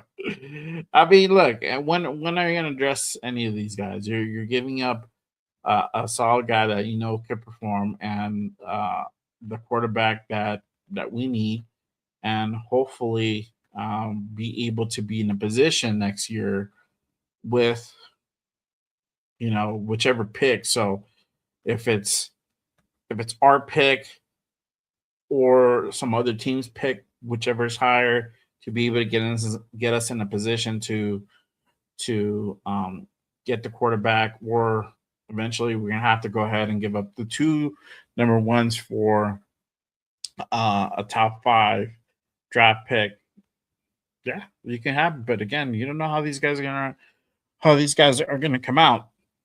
We thought Drew Aller was gonna, I remember in 25, wait until next year till Drew Aller comes out. He's gonna be phenomenal. And Drew Aller had a terrible 24, I should say, 24, 25. I think it's 25. Yeah. And then last season, Drew Aller had a terrible year. Yeah, and he didn't have a good year. So, here we are now. So you just don't know how things are gonna happen. Some of these guys might regress. Some, they might show the potential and they might not work out. Same vice versa. Guys could be projected at number 1. They might not live up to number 1. It's all a gamble. It's all a guess. There's things called educated guesses. I think Fernando probably gives the best shot of having excuse me, having a very, very good quality quarterback at our disposal to really help our team improve. But it's yet to be seen. Yet to be seen is one of those things.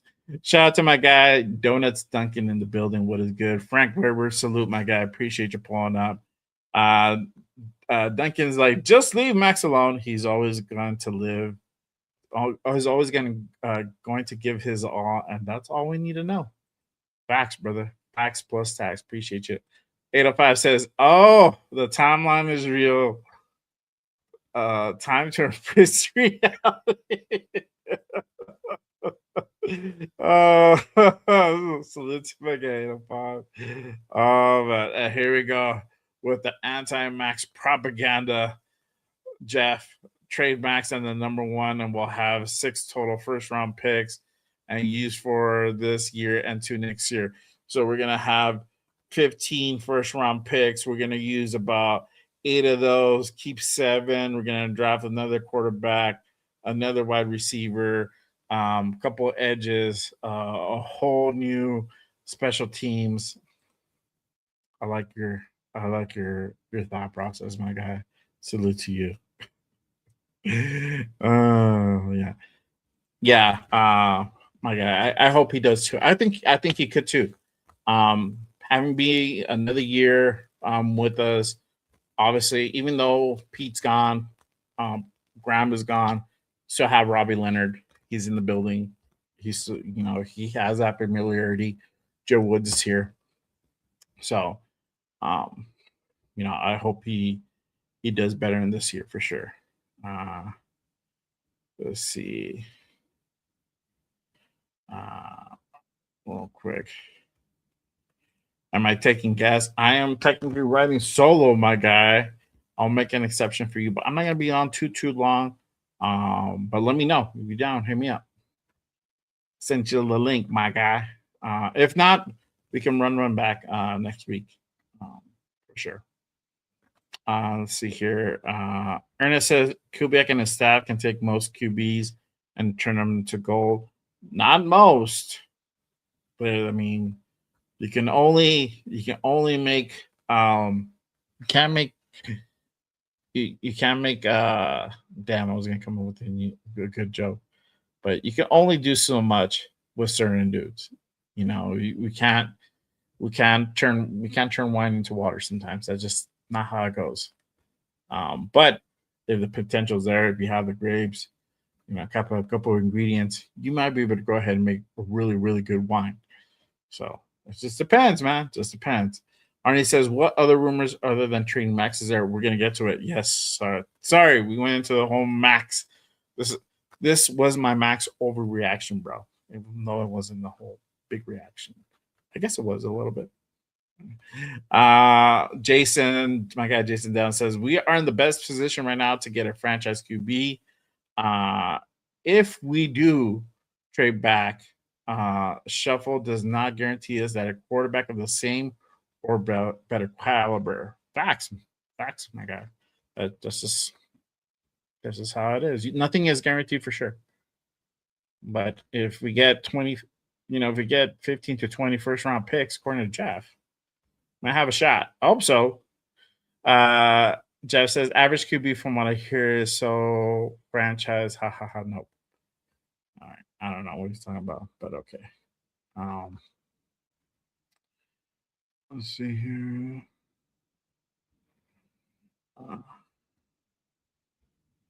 Okay. Yeah, hold on. I'll send it to you right now, my guy. Well, I'm gonna have AR pull up real quick. Here you go, my guy. We're gonna go ahead and talk about the next rumor. Thanks. Well, I had it already on. I already had the banner for it, Arnie, and we're gonna go ahead and talk about it. But the next rumor that was put out there today as well: could the Raiders trade for Jermaine Edmonds? That is the other thing that also has popped up just earlier today or the other day. Let me go ahead and pull that up real quick.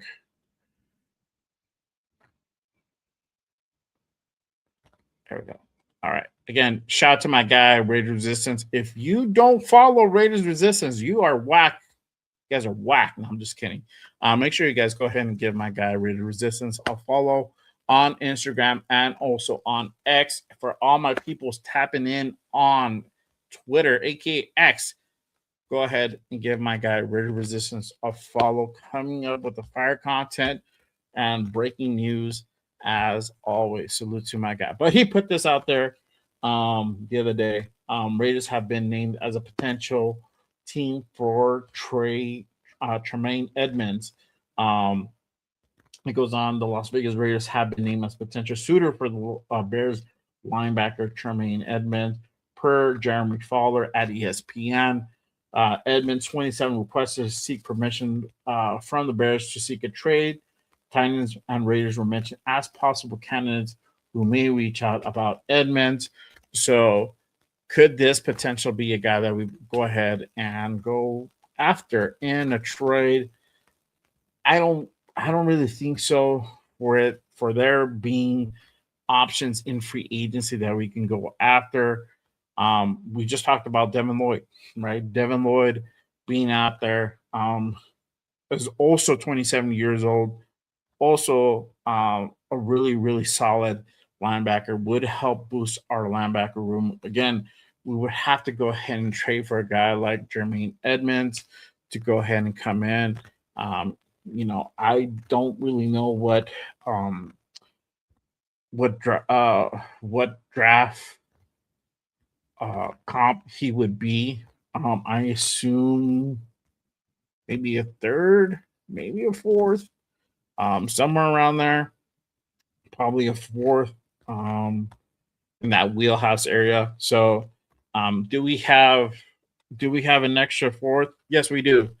But knowing the problems that we have, are we willing to go ahead and give up another, one of our draft capital for a guy like him? You guys let me know your thoughts on this. Would you guys go ahead and go out and make a trade for Jermaine Edmonds? Let me know down in the chat. Again, appreciate you guys pulling up and rocking with me on this Monday night for Raiders Unfiltered. Appreciate you guys. You ready, my guy? All right, cool. So let me go ahead and bring in my guy. So we do little things off the cuff here. At Just Raiders. I'm bringing my guy, Avakasi Raider, in the building. What is good, my guy? Salute to you. What's up, Jay? What's going on, gang? Everyone in the chat? Thanks for joining me. Thank you for having me. I didn't mean to break into your solo stream, but just throughout the offer. You can break in anytime, my guy. You can break in. Big pause. Big pause. Yes, that didn't come out right, but you know what I'm talking. What I'm trying. Yes, sir. Yes, sir. Yes, sir. But we're talking about the whole Maxx deal of him potentially being, according to Albert Beer, potentially being on the move by next week, being thrown out there. We talked, some people are already putting out there trading back the number one pick, trading Maxx, getting like 15 first-round picks, and making an actual big rebuild from there. What are your thoughts with everything that's kind of gone on, the last week or so, and everything that's kind of popped out there for the Maxx rumors and turning out the number one and all that good stuff? Look, Maxx Crosby is a Raider until he's not. That's as far as I'm concerned. I mean, there are rumors until they show to be otherwise. If it does happen and we get good value for it, once a Raider, always a Raider. Thank you for your services. And he's been a very great Raider in a time where we've been so void of elite talent that's been coming through our doors, and we had been for a while now. He is in that upper echelon. You can consider that. So it would be sad to see him go, but if it's time and we get decent value, then okay. I'm willing to ride with it. But until that happens, it's a rumor. So yeah. And that's the thing. This rumor literally dropped Super Week. By Jake Glazer, and it hasn't gone away, and it's just been snowballing up until this point. And so I don't think it goes away anytime soon, even after next week. I don't think it really goes away until the Raiders actually start winning, to be honest with you. Um, the whole thing about Max being on a timeline, I don't necessarily agree with that. It's whatever Max and the Raiders wanted. If they wanted to go ahead and they want to be they want to be together, they want Max to be here, they're gonna make that timeline, no matter what. That's kind of how the thing works. But if they move off of him, like I said, get as much as you can get for him. If that's what it is. I already had my conspiracy theory about it. I think if this happens, Max is going to sign off on it, but Spytek's going to take the blame and saying, whatever excuse he's going to say for it, whether it's for the betterment of the team, fast track or rebuild, X, Y, Z, whatever, right? But Max is going to sign off on it. And it'll be sad for him to go, but I think we all come to a point now where it's like either shit or get off the pot. We've gone through this so many times. It's just like, let's just kind of move on to something else, right? But I mean, we'll see what happens with that. As far as the number one pick is concerned, Raiders met with Fernando officially this week, and they had a really good interview from what I heard, the official interview. Obviously they dialed up some schemes and kind of want to get a little bit of his knowledge and certain mechanics as far as what did we go through certain scenarios and whatnot. And then we got to talk to Tom Brady. So I know you're pro Fernando, but how do you feel about us taking Fernando? Do you believe in trading back? What do you think? What do you say to those who want to trade back and all that good stuff? Because you have the chat, bro. You're in it right now. Just about everybody in the chat knows my stance, particularly Jeff. We've debated it. Salute to you, Jeff. I see you in the building. We've debated it quite a few times. He feels how we feel. I feel how I feel. And my stance is pretty clear. I'm not waiting any longer to try and take what can be a franchise quarterback at the most important, try and take a chance on the most important position in football. I mean, how many years have we been out of range of at least trying, or we don't try? And I'm tired of it. I'm over it. I'm not going another season where I'm having to wait till next year to try and find the guy. Fuck that. We're finally in range. There's a guy worthy to take. Just take him. Pretty clear for me. I don't care about no trade backs or nothing. The time is right. The time is now. That's how I feel. As for Mendoza, the way I see it, and other people see other things, but I watched him play. I see a leader. I see a guy who's raised who's got a great foundation, who came in, took his team to a national title. The guy can throw. The guy can scramble if need be, and there's no off the field issues. He's a high character guy, so it's pretty simple for me.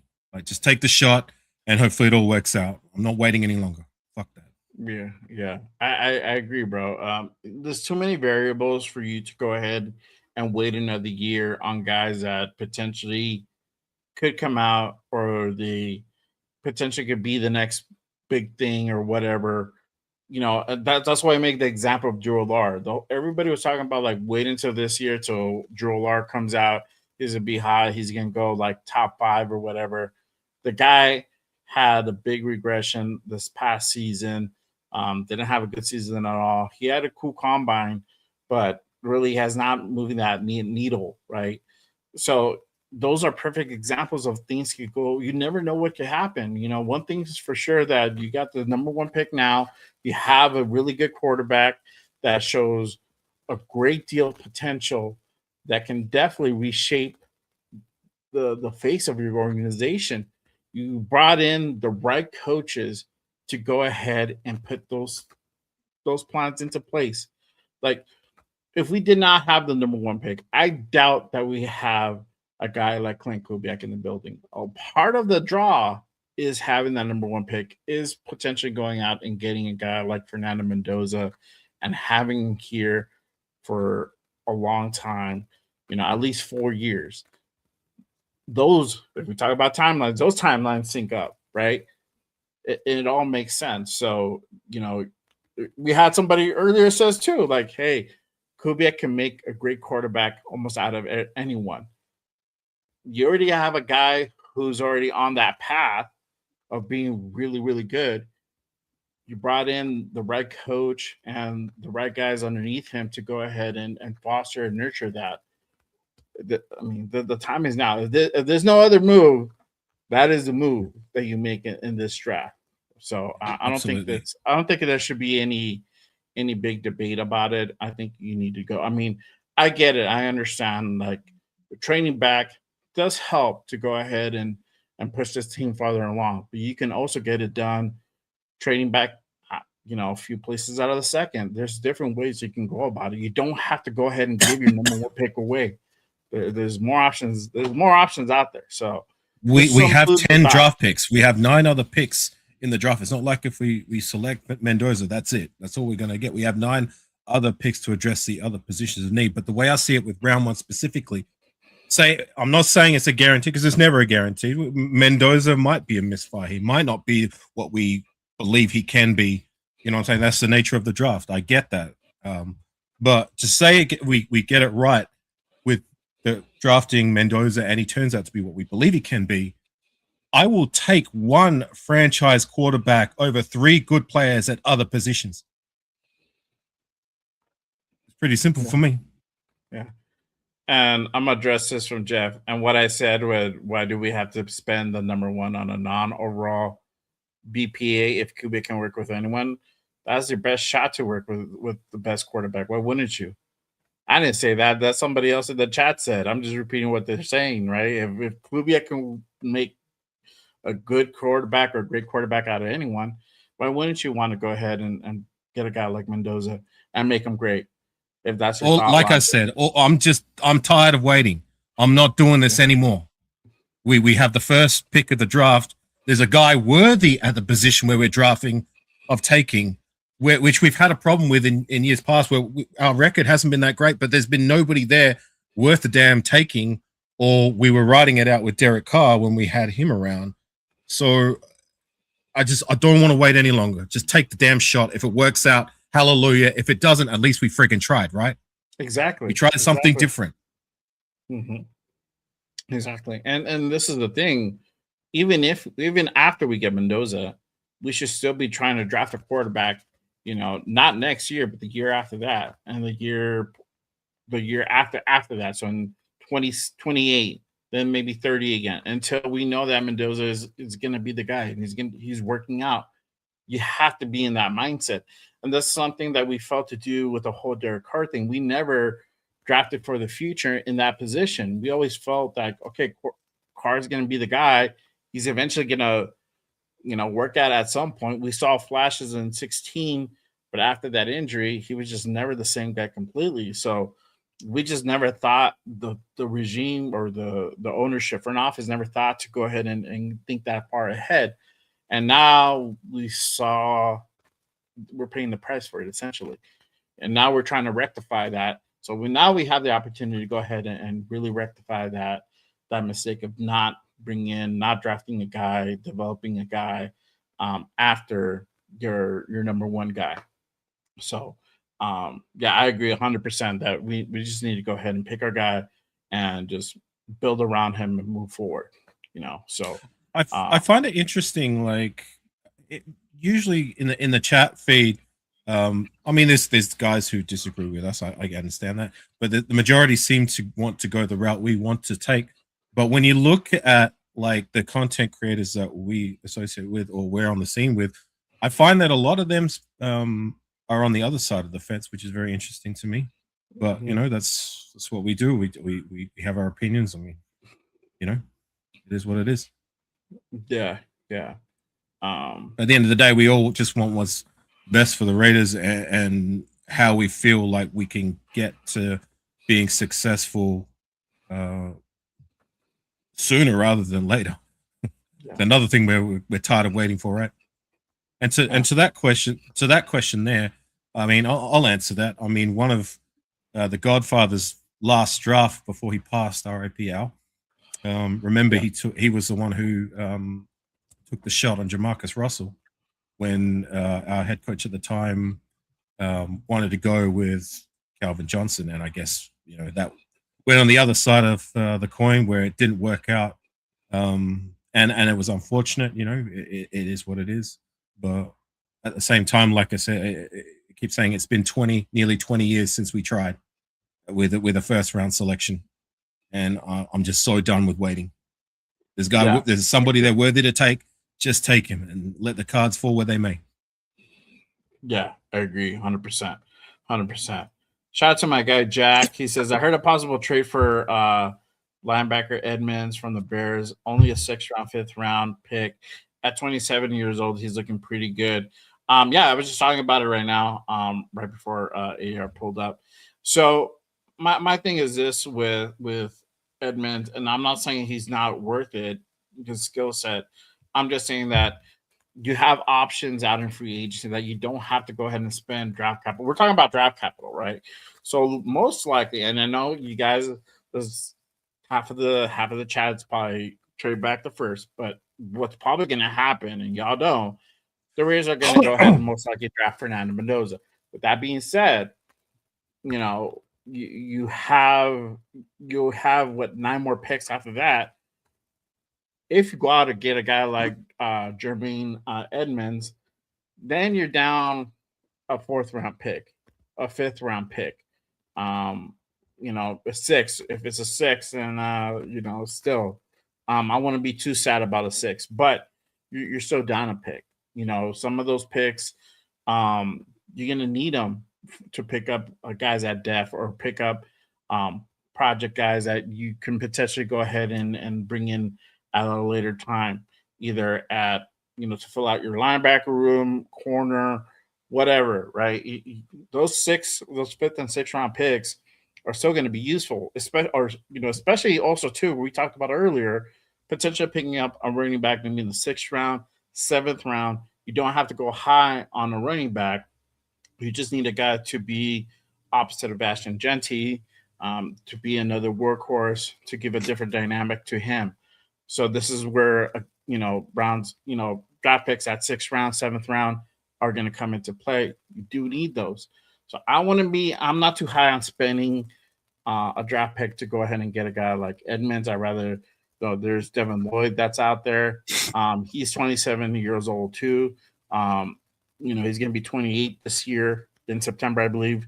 So, he had a really good year. So those are guys that you go ahead and potentially go after and bring in, and he would help you also to go ahead and boost up that linebacker room pretty fast as well. So I don't know, what are your thoughts with potentially bringing in a guy like Edmonds, trading for a guy like Edmonds, or would you go and get somebody in free agency? Look, I'm all for whatever's going to make the Raiders better. If we trade for him and he can be one of the cornerstone pieces at linebacker, because currently we have 0 cornerstone pieces at linebacker. Like, say what you will about last year's guys, and if whether or not we even bring them back, because the majority of those guys are on 1-year deals, right? Mm-hmm. Am I mistaken in that? So Devin White is on. He's set to be a free agent. So is E-Rob and Jamal Adams. So that's the majority of your linebacker room right there, if not all of it. Right. Barring Eckenberg and Lindenberg. And Yeah, maybe like another guy. The Bergs. And how sold are you on the Bergs? I'm not. Not sold at all. Not to be really my starting guys. No, I mean I would. Tommy obviously is still going to be here, and he's a good. He'll be cool depth piece. He still needs a lot. He's of work. A special team. I've noticed him on special teams, but I haven't noticed him much, if at all, when he's taken the field as a rotational guy or whatever. Yeah. And if he's not that by year 3, then he is what he is. But I'm not sold on any of these cats, the Bergs. So I'm all for signing, drafting, if we have to trade, trading for a linebacker, we're going to need him. If the rumors are true that we are switching over to 3-4, I mean, shit, we're going to need just that and then some. Right, right. And I believe somebody says that they probably will go ahead and cut him, Edmonds. If that's the case, obviously, then you have the ability to pick him up in free agency. But I mean, Latavius Murray to answer that question. there you go. But even with that said, I mean, a 6th round pick for a guy like Edmonds is not saying a whole lot. Then my confidence is not like a whole lot. So there's the I don't know Edmonds' story, so I don't know if he was dealing with injury last year. I don't know. I have to do some more homework on him.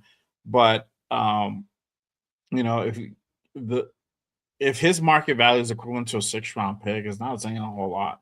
4th round pick, then you got something there. So if he said if it is what I think it is, then I think he's more closer to a 4th round pick, maybe a 5th round pick, because you always get a little bit of your draft stock, your trade draft stock kind of diminishes a little bit, depreciates. Well, we traded for Denzel Perryman a few years back for, I believe, a 6. So it's not outside of the realm of possibility. And he turned out to be one of the better linebackers we've had for the last decade and a bit. Mm-hmm. So, you know, it's not impossible, but the It's price not is the price. impossible. If we were to make that Yeah. trade, then whatever, as long as it's not too high. I mean, I mean, 4 or 5 would be my ceiling for what I would ideally like to get. But look, it is whatever for me. They need to address that position. They need to address every position. They need to address a majority of the positions, but majority of the think, like, positions.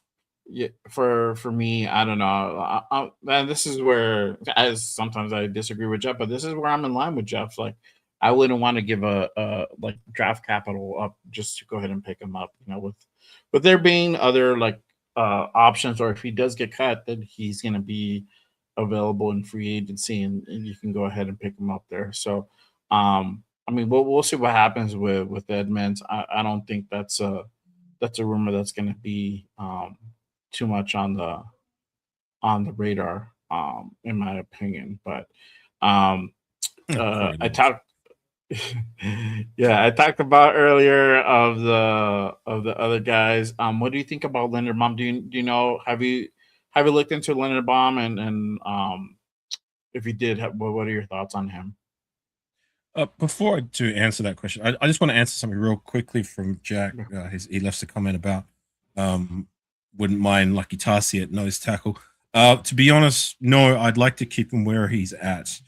This is a guy who's developing. I guess he's still a project guy at the offensive line position, but at least he showed that despite the experience last preseason, that he was able to exceed my expectations. I mean, you know, to hold his own, even though it was preseason, against guys that's still at the elite level, mind you, is very impressive, being his first year in football. So, look, I don't want to chop and change and get him to do this rather than doing that. Like, just leave him where he is, let him hone his craft, and when he's ready to take the field at guard, I believe, which is the right move, then just leave him there.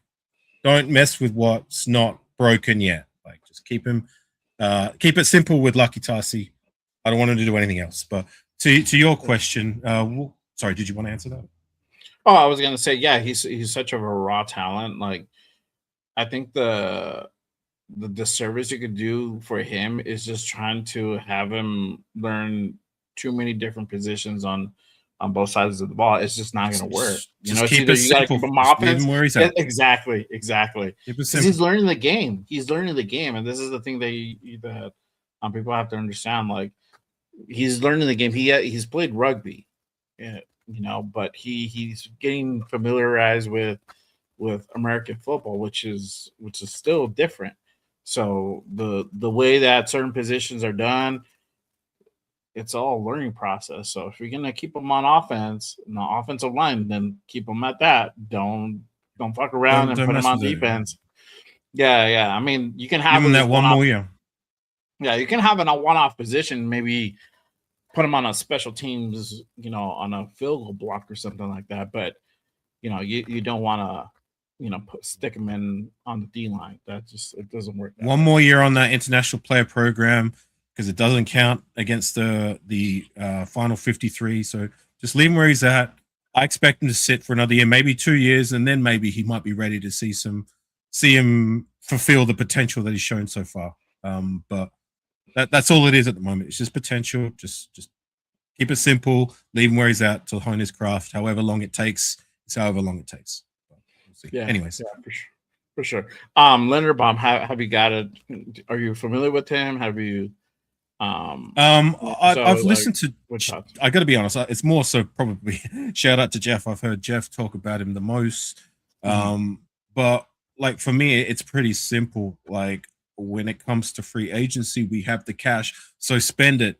Offensive line is an area that many of us believe we need to attack, and I'm right there with you. Like get one, get two, to go with the young talent that we have, because despite our offensive line being what many consider to be one of, if not the worst in the league last year, some of the pieces there that I don't believe that they're as bad as what we were last year, or they shouldn't have been.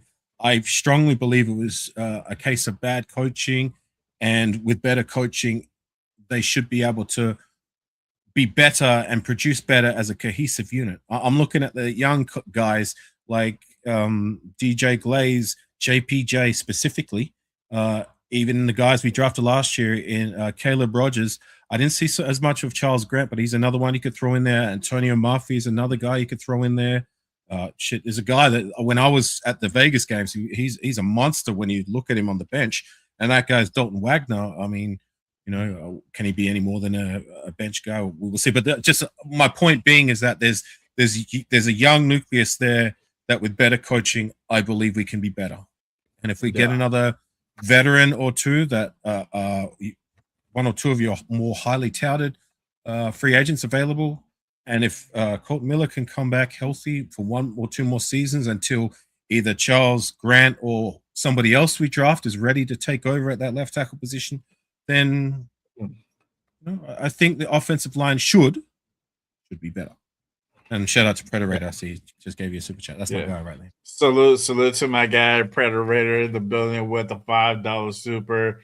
JAR, what's up, my familia? Hey, appreciate you, my guy. Salute to you. He's a cool cat, Predator. I love that guy. Yes, sir. I met him in Vegas. And I believe I met you as well in LA, if I'm not mistaken, Predator. But yeah, cool cat. Love that guy. Yeah, he's my neighbor. No, I'm just kidding. He's almost my neighbor. He lives on the other side of the town. So there you go. I still got his patches in my bag if I go dig. There you go. Yeah, I have his patches too. My holiday backpack. I still got his patches in that. So my guy. There you go. Got the sticker though. My nice. Where I go. There you go. But yeah, I mean, look, honestly, with Linderbaum, I don't know if you heard me talking earlier. So obviously he's going on his 5th year in the league. The Ravens are not picking up his 5th-year option, so they're going to let him test out free agents. They hope to probably bring him back a little bit cheaper than they would if they picked up his 5th. But bar none, he's probably going to be the highest sought after center in the league in this free agency. The guy's been doing it for what I think like 7 years. Remington winner as well. In the collegiate level, so same part on the same wavelength as JPJ. He's just been doing it longer. He's been doing it at the pro level longer. So, my thing with JPJ, I love JPJ. JPJ is phenomenal. I think it's just with everything he's gone through, with the inconsistencies, with the last regime just kind of putting him through the grinder and just really not even giving him reps at center. I think kind of fucks with the psyche. I think you're at a point now, if you're able to go ahead and really upgrade a position and bring in a guy, a real seasoned vet guy who's been doing it longer, who's just more talented, why not? And if you can't get Linderbaum, has he? Sorry to cut you off. Has he been in the league as long as Dylan Parham? He's going on his 5th year. I don't know how long Dylan's been. Parham's 5th year as well. Sorry, continue. Okay. Yeah.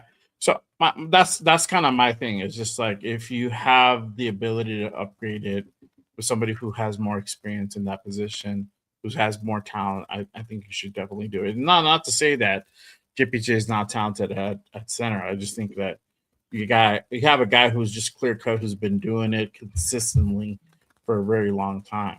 He would definitely upgrade that offensive line really, really quick for sure. So I'm all for whatever upgrades every area of our team. I'm all for it. Yeah. So those are some of the things that I was talking about earlier, and especially that you have, you could potentially also upgrade that right tackle position, depending what people's thoughts are on it, depending what could be against Vitek feel. If they feel that maybe Gliz just needs some coaching that can rectify some of the deficiencies some of the regression he had last season, or they just, need to flat out push him up to guard. That's yet to be seen, but there's guys out there like Braden Smith that's going to be also a free agent. I think he's probably be one of the highest sought out right tackles out there. And he's not super expensive. He's cheaper than Leonard Baum. Leonard Baum was going roughly about 20, 25, and we're in that range, maybe a little bit more, depending if we get into a bidding war.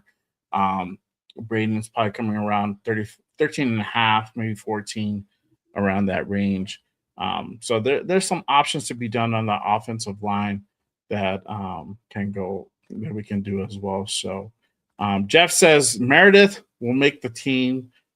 Will make the team backup center. Yeah, I wouldn't be mad at that, bro. I wouldn't be mad at that completely. It is what it is. Me neither. I don't mind Meredith so much as a backup interior. Do I want him starting? No, I do not. I guess it's going to be interesting as well. What do they do about Mr. Parham? Do they even try to bring him back, or they just let him walk? Honestly, I reckon they're just going to let him walk. To be honest, I think they're going to let him walk. I think because it just the performances the last couple of seasons have not been there. It's not been, the consistency hasn't been there. I think is the biggest takeaway, and they've tried to run the zone blocking for quite a while now. They just can't get it down.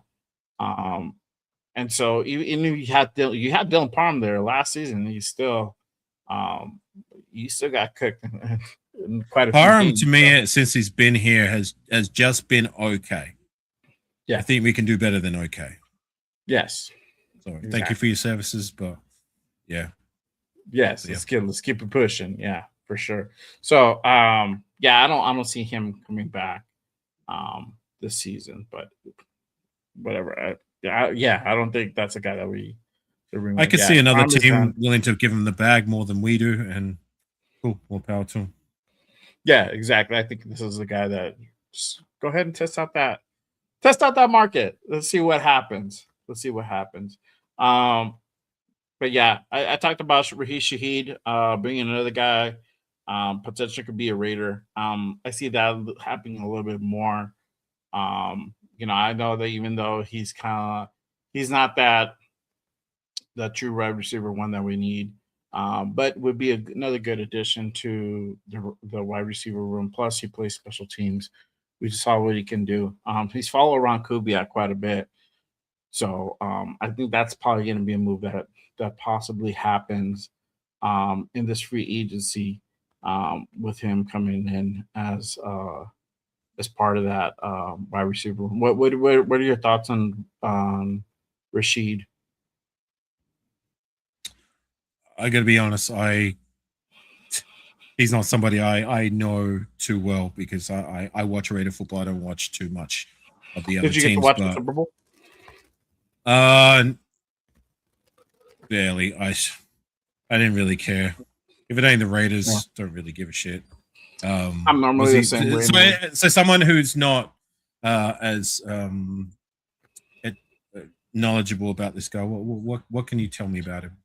He's a deep vertical threat. So he's kind of like on the same wavelength as Trey Tucker. I think he probably is a little bit better route tree than Trey. The measurables. Can he catch in the contest though, which is something Tucker lacks. Yeah, I think he's a 50-50 guy. I want to say like a true 50-50 guy. But I just think like um, just the route is a little bit better, a little bit more crisper. He's taller.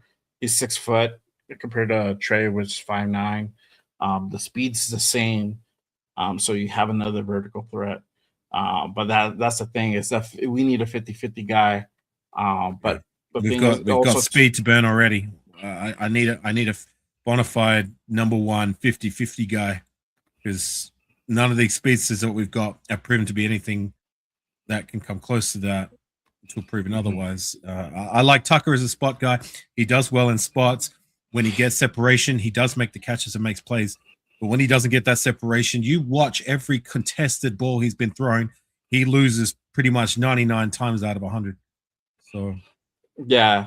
So if you think about it, Rashid is like the upgraded version of Trey.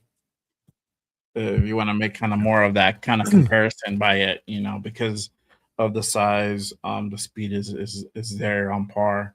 The route tree is probably a little bit better on him. The thing with Thornton, I know we have Thornton. The thing with Thornton, he just has issues catching the ball and the way he attacks the ball.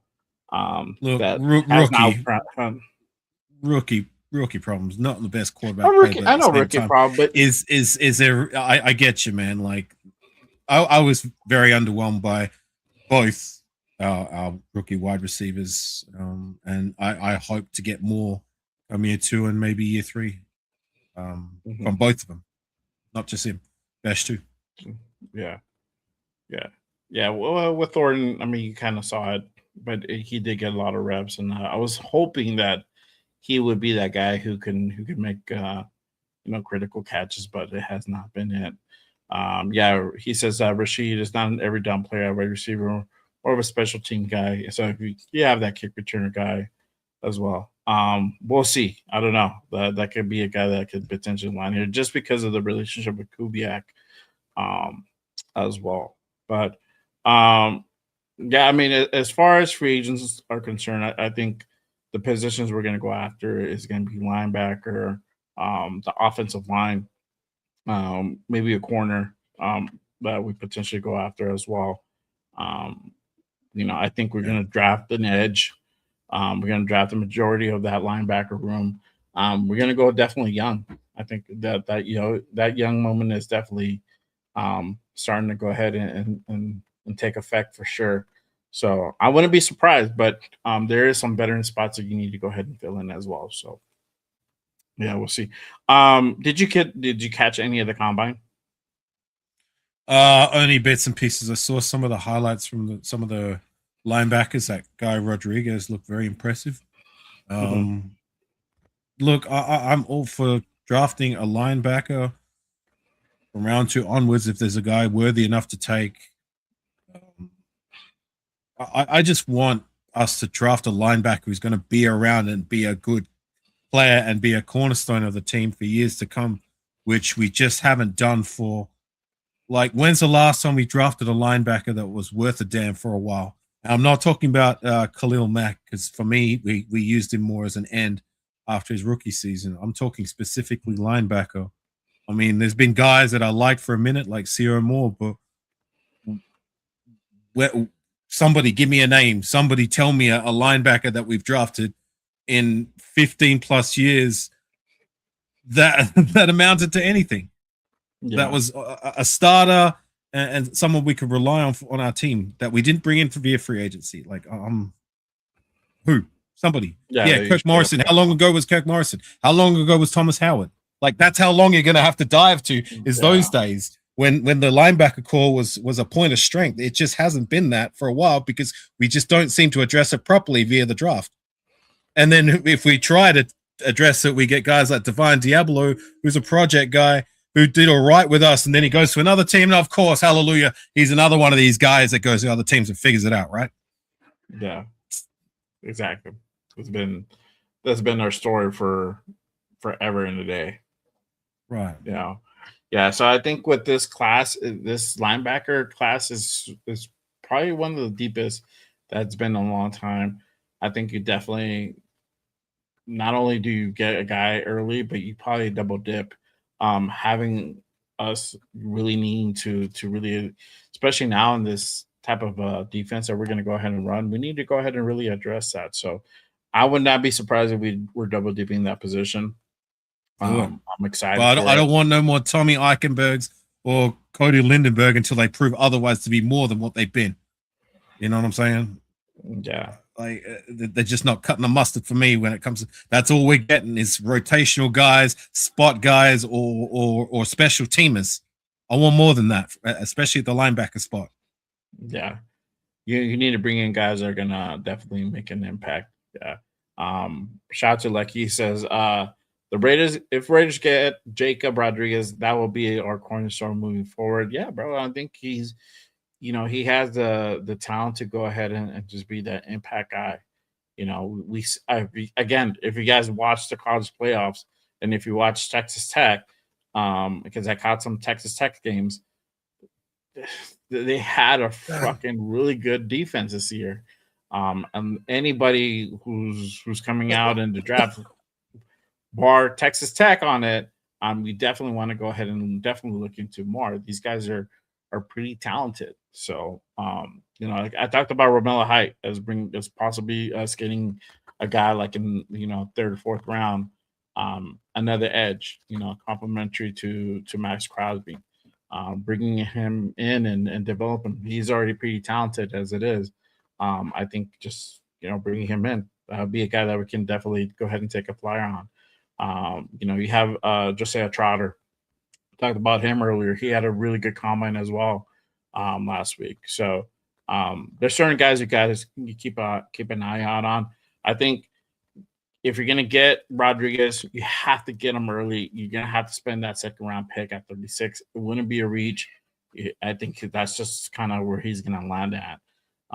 Maybe a possible low first, but I think really where he's gonna come out is probably that second round pick.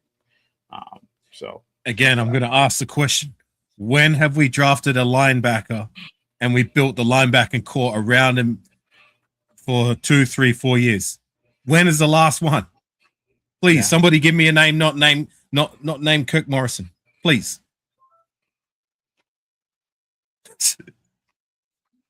Yeah, for sure.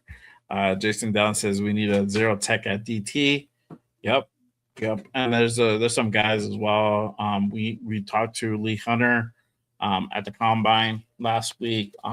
Dominique Orange, another guy to go ahead and keep an eye out on for. Dominique will probably be more in our wheelhouse, probably in the third, maybe fourth round pick, probably around that third round mark, and that kind of would cinch up that nose tackle for sure. Bring in some talent there as well. So Jason Beaker was the 90s, man. That's what I'm saying. Like that's to my point. That's how far we're having to reach back to the late 90s and the early 2000s. Like we're in 2026 for Christ's sakes. It's been that's no shade to you, Jason. I'm just making a point. Like that's how far we have to reach to find a name where we drafted a linebacker and he's been an integral part of that core for at least more than just 2 or 3 seasons, and it's more than just a spot guy, more than just a project guy, or someone who just does some things on special teams. I'm so over it. Same. So I think this is going to be a very interesting draft. But the free agency is also going to be interesting as well. Who we pick up as linebacker. Let's see here. Jack says nobody talking about Hobbs or Morg, but then they should still talk about Spillane. Yeah, I mean Spillane is a great player, bro. I mean, coming from the Steelers, where I think he's probably was on a downward trajectory on his career, and then linking up with PG and Robbie Leonard and Robbie, that's a guy that you can go ahead and put out there. Like that's a Robbie guy. Robbie fucking helped bring back his career, and make him an impactful player. That's why he had the year he had with the Patriots. I'll give points to Jason for bringing up Rolando McClain, but don't even get me started on that guy. Do not get me started on that guy. If someone, when I've been asked this question, who's on my Mount Rushmore of my players who don't deserve the once a Raider, always a Raider moniker, he'd be one of them. Yeah. Well, I get your point. To your point, we at least tried bringing him in to be that guy, but he sure as hell wasn't. Another guy just doesn't work out, right? Yeah, exactly. Let's see. Yeah, Pred says our last defense that was scary was early Mac, and that was Bruce Irving. Well, that was because that was solely on those guys. It wasn't because of anybody else. I mean, you had Mac and Irvin on that line, and you look at the rest of the defense. Who do we have? Pretty much nobody that performed worth the damn. It's basically those two and everybody else. Yeah. Like you said, sorry, Spillane didn't do shit either for us. So what he made the Super Bowl. Gonzalez was the only player that showed up against the Hawks. I mean, I think he had a pretty good game. Spillane did. Could there have been better games? Yes, but I think it was cool. He didn't. I don't think he threaded the needle like Gonzalez did, but I think he was still he went out there and still, did his thing. But Spillane when he was here, he was quality and he did make an impact. But he did decent enough. But I was talking specifically about draft picks. I wasn't talking about free agent players that we bring into the door. Yeah. Let's see. Last defense that almost took us to the playoffs.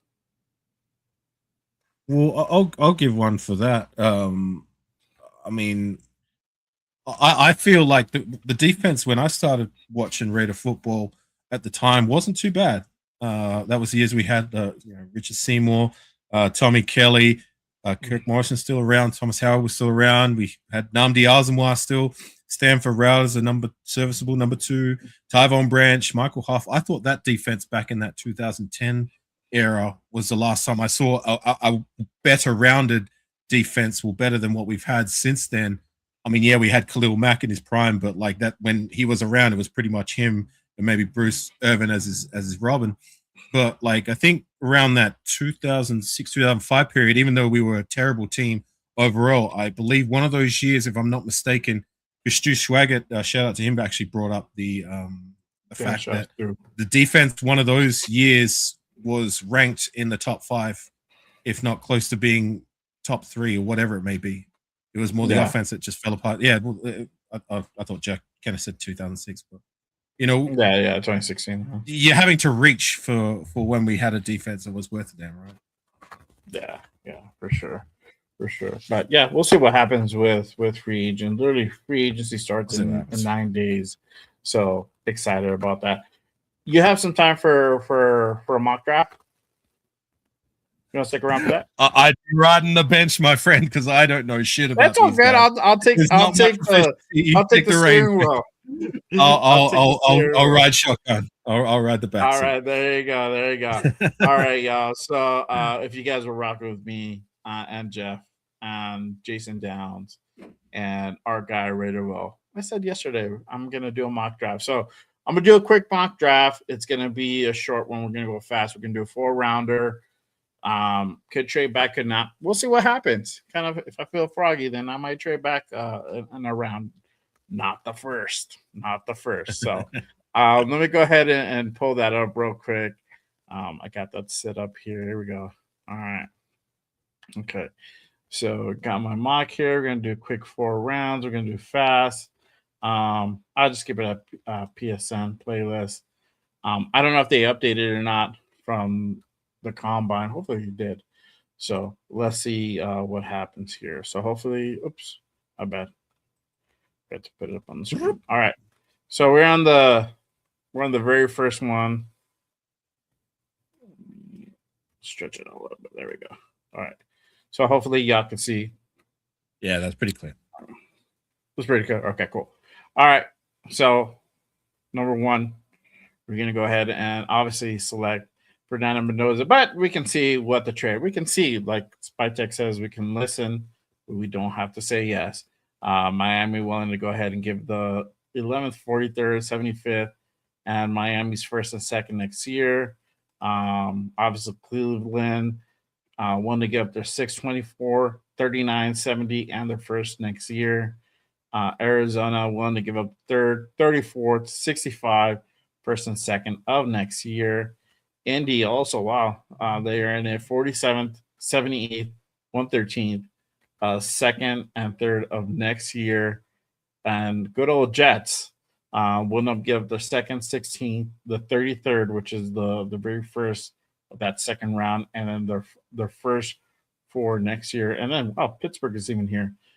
Willing to give up the 21st, 53rd, 76, first and second of next year. So we're going to go ahead and close this out because we're not going to do that for this one. All right. So we're going to go ahead and get our guy, Fernando Mendoza. Next. Yeah. All right. So now here we can really start taking some of these offers seriously. So Jets are willing to go ahead if they're down for us to trade back to the 44th. They're willing to give us the 103, which I believe is their fourth. I got to double check on that. I'm trying to remember. The Niners, if we trade back to 58, willing for they want our 36 and our 134, so that is our 5th round pick, I believe. They're willing to give their third, which is 92, and then a second for next year. Let me just double check on this. 103. That's 103. 103. It's a fourth rounder. Fourth rounder. Okay. And then what was the other one? Was a 92, which was third. Same frame. Yeah. Okay. But they wanted to give up our 5th. Okay. So I think in this scenario, we might go ahead and pick up the other 4th.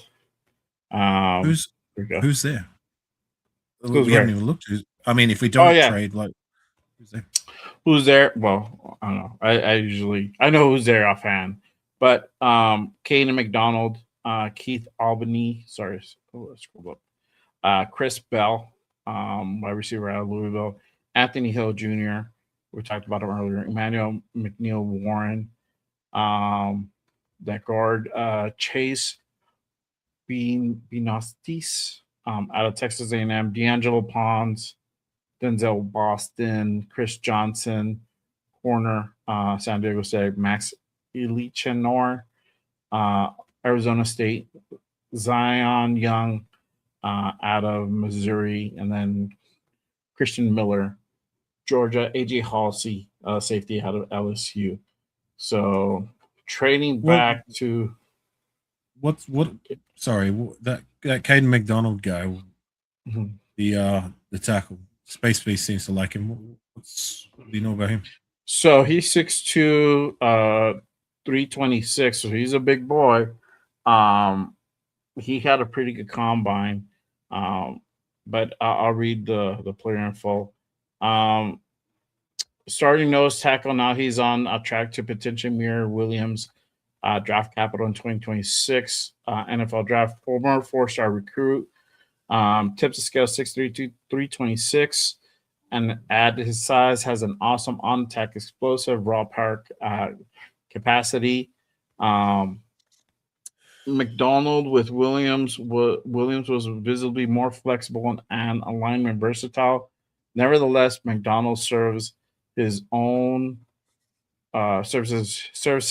down purpose as well as double team magnet, combo observer, line reset specialist, and block shitter. Meanwhile, he has a high level linear explosion and trotting point of attack to power to cave in step in space on passing downs, as well as a mortar to finish plays. While he never be an elite pass rush force, McDonald is an excellent orbit DT at the 0 tech and 1 tech with overwhelming point of attack power to wreak havoc in the run game. So, to be honest, man, like it seems like everybody in the chat are high on the guy. And my thing would be if we weren't to take a shot on him at nose tackle, is there anybody on this roster that you're confident that could be catering to that role that if we are moving to 3-4? like on our current roster? Yeah, currently. I mean, Adam Butler, maybe. But the thing Adam is, this Butler, also, I like what he did previously, but he's getting a little older in the tooth, and he wasn't up to his highest standard as much as he had been his first 2 seasons with us. So, yeah. The thing is, with this, you also have guys a little bit farther down the trough. Now, let me kind of go back here. Damn, I hate that these things have ads like this. hey Jeff, I'm there with you, man. I'm making a case for why we should take him. Yeah. So no one. Oh yeah. So Cardinals took Lee Hunter. He was another guy that he looked good in the combine. We met with him as well. So he just went up. He just got took by the Cardinals. Let's see. I like how on your vertical stream it looks like I'm on witness protection. All that. Oh, okay. No, but they can see you. They can see you. We just on our view, it just blocked by that. So let's see. All right. So 805 says just say yes. Say yes to what? Take him? I think he was talking that was before. I think he was talking about the trade. Oh, the trade. Okay. First round. Yeah. See, he moved on from that. Zero tech guys what we need. Yeah. This kid played don't tackle and has experience. Yeah. Oh yeah. It seems like the chat are pretty high on this guy. Yeah.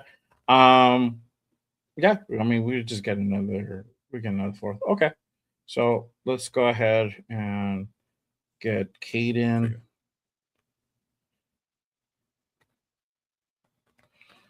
All right, what do we got here? All right, so Cards want to go ahead and trade now. I'm gonna say no. They want to trade back to 104, essentially giving them the 3rd and the 134 pick. Passing that. Yeah, dreaming. Yeah, dreaming. All right. So let's see where we're at. So the Cardinals pick up Jennings Junker. He had a really good combine. Will Lee. Let's see. Let me see who picked up after us. Rodriguez is gone. The linebacker is he people gone? talk about. Yeah. Oh yeah, so he got picked up at 59 by the Texans. Let's see, that's what could happen. Anthony Hill got picked up by the Bucks. Warren's got picked up by the Saints. McNeil Warren got picked up by Cincy. Halsey got picked up by the Chiefs. Zion got picked up by the Browns. All right. That's mostly on everybody on defense. Let's see what we got. Got Antonio Williams, Kenyatt Scott out of Miami, Crownover, McNeil, Mike Washington, Lewis Moore. Here you go. Gabe Jackass and Jake Golday. Jackass. Jackass. Jake Golday out of Cincinnati. Let me see if he's a top. Yep, he's a top. He's a top linebacker. Where are we at? 67. Yeah, he's pretty good, bro. He's pretty good. This is the guy that I think if you would go after, I would probably get him. And we need linebackers. Since we didn't get Rodriguez, this would be the second guy that I would go after. So I'm picking him. I know. Take the shot.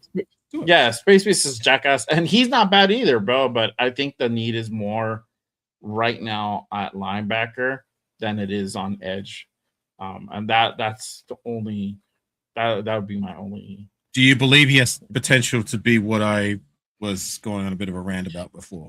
Someone we could build the linebacker core around, or be at least one of the pieces. One of the pieces, yes. Is he going to be like? I think he's almost on par as Rodriguez. I'll probably have to see some more tape on him. But he had a pretty good solid combine. The thing is, I just know Rodriguez more because I saw more of him. If that kind of makes sense. But if you believe this guy can be a starter, oh yeah, he's still pick up. Yeah. Golday can still be a starter. Yeah, for sure. Take All right, shot, so we're gonna get Golday. Oh. Okay, so no trades as of yet. All right. Okay, so since he wants to go ahead and trade, give up the 102, and get 110, and then give up the 7th for next year, and then get 188. What's 110? 110's just a little bit farther down the trough. And then 188, I think, is a 5th round pick. Okay, so we're not going to do that. So we're just going to go ahead and do straight up. All right. So currently what's available. Cornerbacks in that range. Yeah, let me go back to all. I have it on. I had it on defense. All right, but I put on all. So Hezekiah Masses, corner out of California. Dominique Orange. And this is why I was kind of like, I'm willing to go ahead and kind of trade back to get the extra pick, because I knew that Dominique Orange is kind of around this range. And he's still a quality nose tackle. Again, let me read you the bio on him. We already got our guy. I'm not going to get this guy, but again, he's 6'2", 328, 34-inch leverage for arms. He can play naturally and attack opposing linemen with power and pass game. He can launch, anchor, and limit displacement against run blocks. Naturally, he's not an elite disruptor on one-on-one, but Orange makes his money by being an immovable mass at the fulcrum. He can go two gap while stationary or while on the move against zone blocks. He can stack and shed, and he has surprising pursuit range and a relentless motor. For an odd hybrid front schemes, Orange can be a definite force multiplier, early down gap enforcer. He frees up other players to make plays and measure playmaking value of his own. So this is the thing, that kind of what is there about Orange. He can do that, and I think at this point we don't need for him to do a whole lot. So just kind of food for thought. When we do other mocks down the line, I'll probably wait for this guy if he's still there, like in the 4th round. Takario Davis, another guy. He's 6'4", 194. He's a big guy. Can I just get in there before you say read out about him? Any of these cornerbacks that are available, I don't want any more raw athletes. I want a guy who's got proven coverage skills. Has any of these guys got that? Because we've already got young athletes in the door already in Darian Porter and Cam Richardson, if you want to throw him in there as well. So I want a guy who's got some credentials when it comes to coverage coming out of college. So is any of these corners for corner? Could give you more potential than those two other guys elite, that highlighted? Like you're talking about like elite level, right?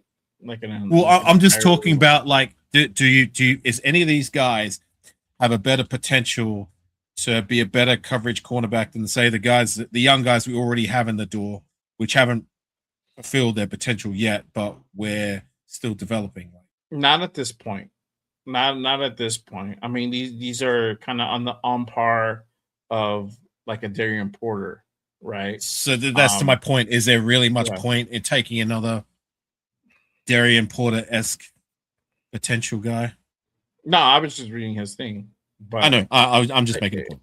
Yeah. So Yeah, if you want an impact guy, again, you probably would have to go into no later in the third. Because I mean, what we got Porter in the third round, I believe, right? Trying to recall. Yeah, we got him in the third. Yeah. So So yeah, I mean, you would have to get somebody in the second first to kind of be on that part. I think really what we just need somebody who can be able to play the nickel position. If you Space really Beast want to likes go that ahead. Danny Edge Russia, the one Mhm. just down. Yeah, yeah, but like to kind of answer your question, the coverage I would probably look for more of a corner. That's the one that I would go ahead and upgrade. If I'm getting a corner, I'm getting getting a say somebody who could play the nickel. That's kind of what I would go after. Um, let's see here. So far I got Fernando, I got Jaden McDonald, Gold Day. So they have let's see, they have Baldry, and he's pretty good offensive tackle.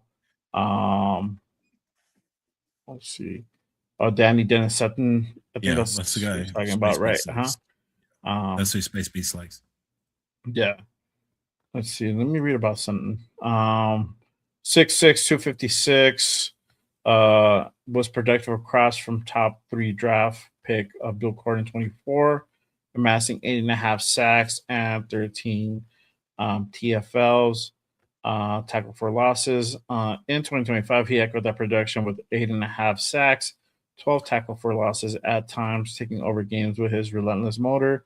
Sheer tendency, Dennis Sutton has the inbuilt limitations that place a cap on his upside, but nonetheless, he holds merit as a mid-round rotational target. 6'4", 266. He has an ideal frame, density, and length to go along with great explosiveness, arc running speed, and uh, available raw power and underlying urgency that never dies. Sutton's where did I lost my place? So Sutton's fluidity is a major concern as he doesn't have the bend or ankle mobility to consistently reduce and make quick transitions. He still lacks consistent pass rush plan. Nevertheless, Dennis Sutton's motor and power profile ensures he can contend at contact when operating on the attack, and those are same traits in tandem with his motor, make him a force to be reckoned with in the run defense and pursuit. Okay, not bad. 996 We need another end. RAS. It would be nice to have another end to complement Maxx, right? Let me look at the BPA for defenses. Masses, Orange, Davis, Chandler, Sutton, Eden Fisher is the other linebacker. Since we're just doing a 4th round, I got another guy at 124 that can go ahead and pick up. So we got one more coming to us. Let's see. So yes, let's get Danny Sutton. I like him. I like what I read. We'll go ahead and draft him.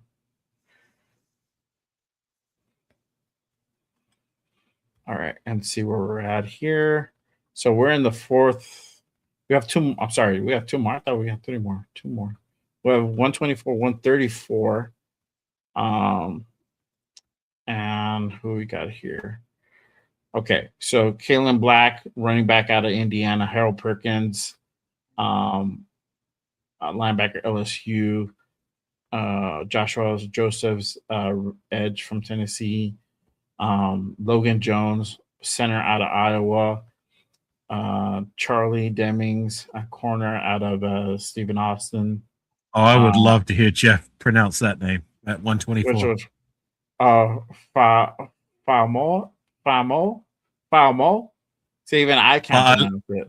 Fa'alili Fa'amoy. Sorry, Fa'alili Fa'amoy. That's it. Fa'alili. When you see that apostrophe, that's what you call it? Yes. So see how it's a that's how you say it. So Fa'alili. Fa'amoy. So whenever you see that in island names, yeah, Fa'amoy. Yeah. Okay. All right. So it's not Lily Moy. Okay. There you go. He actually, I liked him, bro. I saw him at the combine. He looked pretty good. I am not mad at this guy.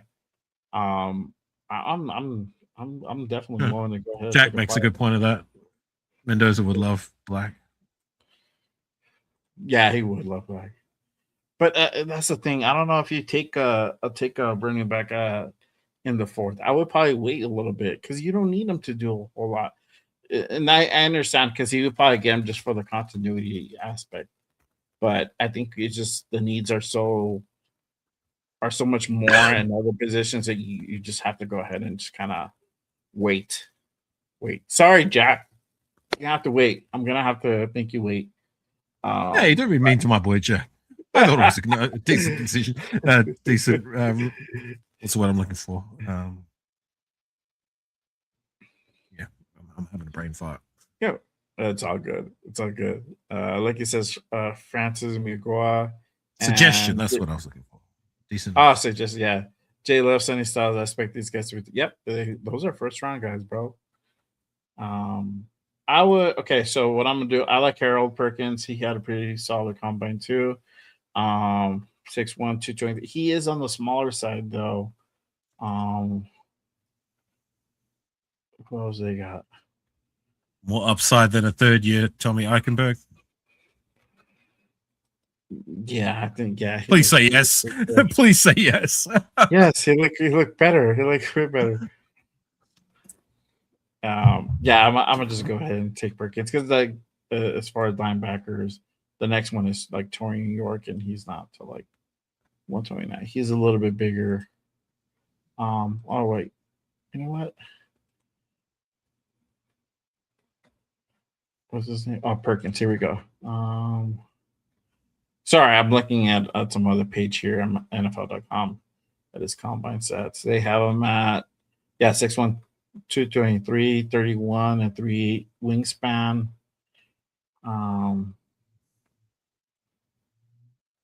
35 and a half tackles for loss, 17 sacks, 18 forced fumbles in his 4 seasons.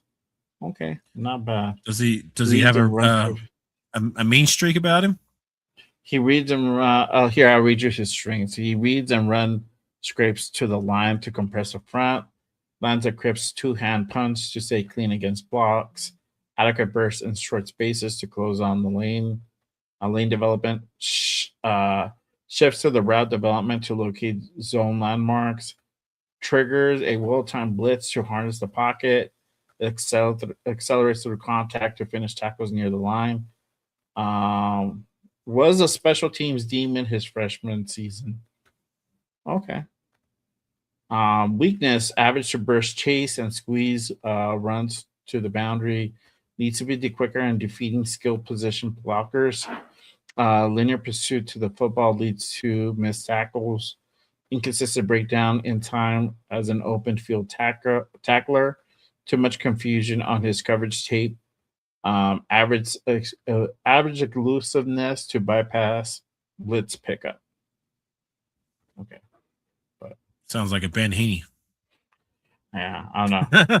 As far as performance-wise, he looked cool. He looked cool. But yeah, again, he's a 4th-round pick, so I'm not expecting a Jacob Rodriguez either because we got Jack Goldie. But let's see who's out there. You know what? Let me do this. Let me take the Oos at Wake Forest at tackle. What's his name again, Jay? Hold on, wait. I gotta look at it again. Falili Famoy. Almost. Getting better. I can do it by the 3rd time. Take care, Federator. Federator's out. Oh, thank you, brother. Appreciate you pulling up, my guy. So, no face raid in the building. What is good, my guy? Thank you for pulling up. We're just doing a quick mock. Lucky's having a laugh because he's Islander too. The what? Lucky's having a laugh because he's Islander as well. See, we're trying, Lucky. We're trying to educate the masses. He looked good though, bro. I tried. I saw what I saw. I know maybe Jeff's opinion isn't as high, but I like what I saw. I kept saying that yesterday like, I like him. He looked pretty good in his drills. So I don't know, but let's see who's still there. Go back to the draft results. Oh, okay. So the Chargers pick up York, and the Patriots picked up Perkins right after I picked up the Ooze. So, it's okay. All right. Let's see here. Kalen Black is still Zachy Wheatley, 63203, Penn State guy, 3-star recruit. Flashing his playmaking potential. His best play came in 2024, working relief for Winston Jr. Let's see what he did the year. Amid a downturn for the entire Penn State program in 2025, Wheatley was one of the team's most consistent defenders, backed up his play with a strong Senior Bowl showing, 6'3", 201. He's a long and lean defensive back with elite explosiveness, athleticism, impressive propulsive hip sync for his size. He's capable of managing spaces, over top routes, concepts into high looks, serves as a high quality run support, presence in the box with his quick processing, closing speed, and sure tackling. As a playmaker, Wheatley is more consistent, working top down as an interception threat. He is a deflection producer. He maxes out in space over long stretches, but as a split field strong safety, Wheatley has a size of explosion processing, half field range, support, utility to be a quality starter.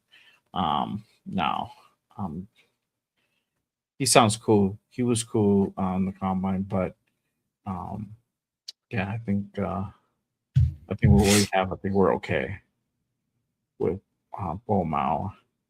Did you pull the trigger on Black? Chen. Oh yeah, he's still there, huh? I don't know. I just don't think that getting a running back this early. Well, just humor me. Can you just have a look at the running back prospects? Yeah. You want me to look at the class, the BPA? Who's still left? Yeah. So far, they have Black, Nicholas Singleton, Roman Hembley, Robert Henry at 176. So he's still there. He's supposed to go early 4th. And Singleton's supposed to be 145. So that's kind of mid. We're talking about 5th round, I believe. Yeah, talking about the 5th round. Is it though a case of there's Black and then there's a bit of a drop off after Black? Mm-hmm. Yeah. Someone who could be more serviceable to be that complementary piece. Right. And like in previous drafts, I've drafted like Hembley, which is another running back out of Indiana. So if you're looking for that continuity, you're able to pick up this guy. And in the 5th, most likely the 6th round, I've seen him there quite a bit in the 6th round. Same thing for like a guy like Robert Henry. Again, you don't need these guys to do a whole lot. You're not trying to get like a replacement for Genty. You're just trying to get a complementary piece. So I don't think you need to go that high for a running back. That's someone who can take the reins if he gets injured. There's also that. You can, but running back is a high risk position. So yeah, just food for thought. Yeah. Who's sticking around from the room? I know what's his face is gonna be going.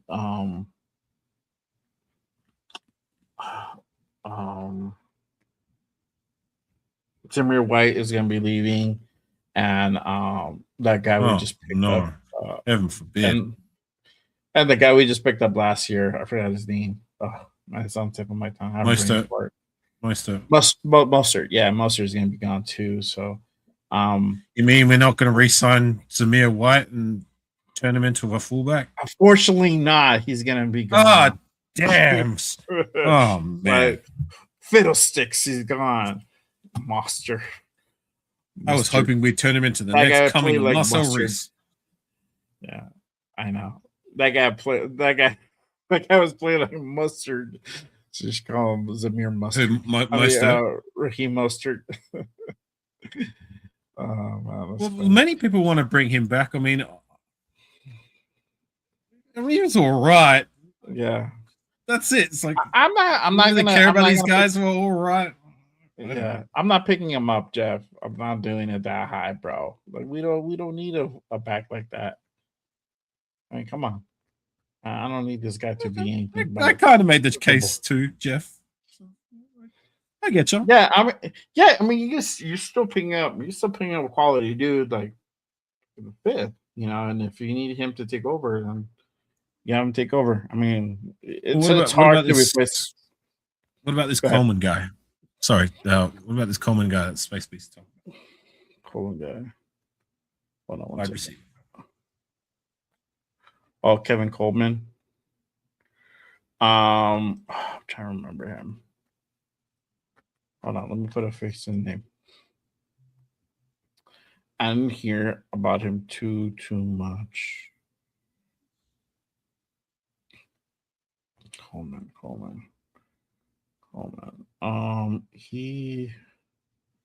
Where's he at? He's like middle of the pack. Let me see his measurables.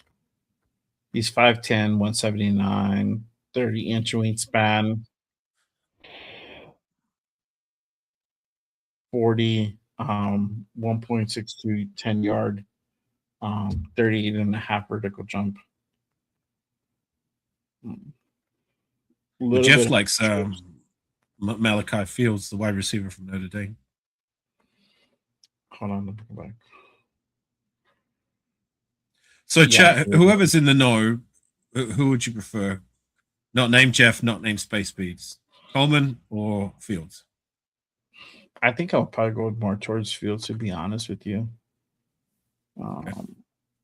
Malachi Fields. Don't ask me because I have no idea about these guys. Yeah, I know, and it's weird. I totally looped on that. So Malachi Fields is 6'4.5", 218. He's a little slower, 4'6'1", 38 vertical. Let me see if they have a strength. So his strengths are elite bend of his size, strength, and high point talent. Actually, let me read the one that maybe PFN has a better one. Well, I'll read this before one. we move. What does RAS mean? What is that? Shit. Hold on. I don't know. Space Beast, do you know? I'm seeing that number, and I'm guessing it's the rating for where they. I don't know. What do you do? Relative athletic score. This is based off his. I guess the combine measurement, height, weight, 40, and vertical jump into like a single score. Why am I reading that? I'm getting shades of that guy we took last year. What's his name? Thorn? No. The quarterback / wide receiver. That's it. Tommy Malott. Tommy Malott. I don't know. I just see that dual threat quarterback in high school, and I. Oh yeah, he gives me shades of. Yeah. Well, he didn't play that. Wow. He didn't play that in college, but yeah, high school. High school, you play like multiple positions. I don't know. It's just I guess it's not fair for him because I haven't really seen him play, but just reading that, it's just a red flag for me. Yeah. So so this is the thing, and it's funny because I said Thornton, and they have similar height. Just this guy's slower, but this is where the trade-off happens. He has a height, but he has. Let me read this part. In 2025, Fields transferred to Notre Dame, took on a role as the Irish's resident deep threat, accounting for 36 catches, 630 yards, 5 scores. He averaged 17 yards per reception, achieved a minuscule 1.6 drop rate, and earned a respectable impact. 1.6 drop rate. I like that. Yeah. Yeah, that's the eye-catching part. So he has the height. He doesn't have the speed quite there, but he's We able got to go ahead we and we catch the have ball. speedsters. Speedsters is something Yes. we're not lacking in with Thornton and Tucker. It's like I highlighted before. We need someone who's going to catch these 50-50 balls because neither of those guys are it. But what Yeah. about Coleman? Can you humor us and go to Coleman? Where is he at? Oh, here it Chris, is. 135. Let's see. He says one of the hidden gems 2026 draft. Evaluators will be curious about his background as he played 4 different schools, 4 different schools and 4 different collegiate seasons. In 2025 was clear. However, he wanted to return home to St. Louis. There's a lot of gibberish here. Okay, so he caught 66 passes for 732 yards and a score, and the advanced numbers give him a greater endorsement. Coleman's 2-year PFSN wide receiver impact score of 81.7 is stellar per true media in 2025. He logged 2.55 yards per route run and a 13.11% catch rate over expectation. It's a little Exceedingly- smaller. Yeah, he's smaller, exceeding over 2.5% drop rate. Exceeding low 2.5% drop rate. So he can catch the ball. Cummins is undersized but competes at a catch point with a resounding consistency and a verifiable clutch gene. His separation profile accelerates on film. He's one of the twitchiest, most fluid movers in the entire class, whose keen understanding of spatial manipulation and tempo enables him to win versus press, decouple easily on double move routes, and splice his way into open zones. Right away, Coleman is a plus rotational wide receiver with return ability, and he has starting potential as a Z movement. Reading that screams a slot guy. We need a slot guy. Guess we do. It's okay. Yeah. What do you guys think? Well, I know Space Beast wants Coleman, and Jeff wants if we're going to go the wide receiver route, Fields. So, is there anyone else in the chat who's got a take on that? I know.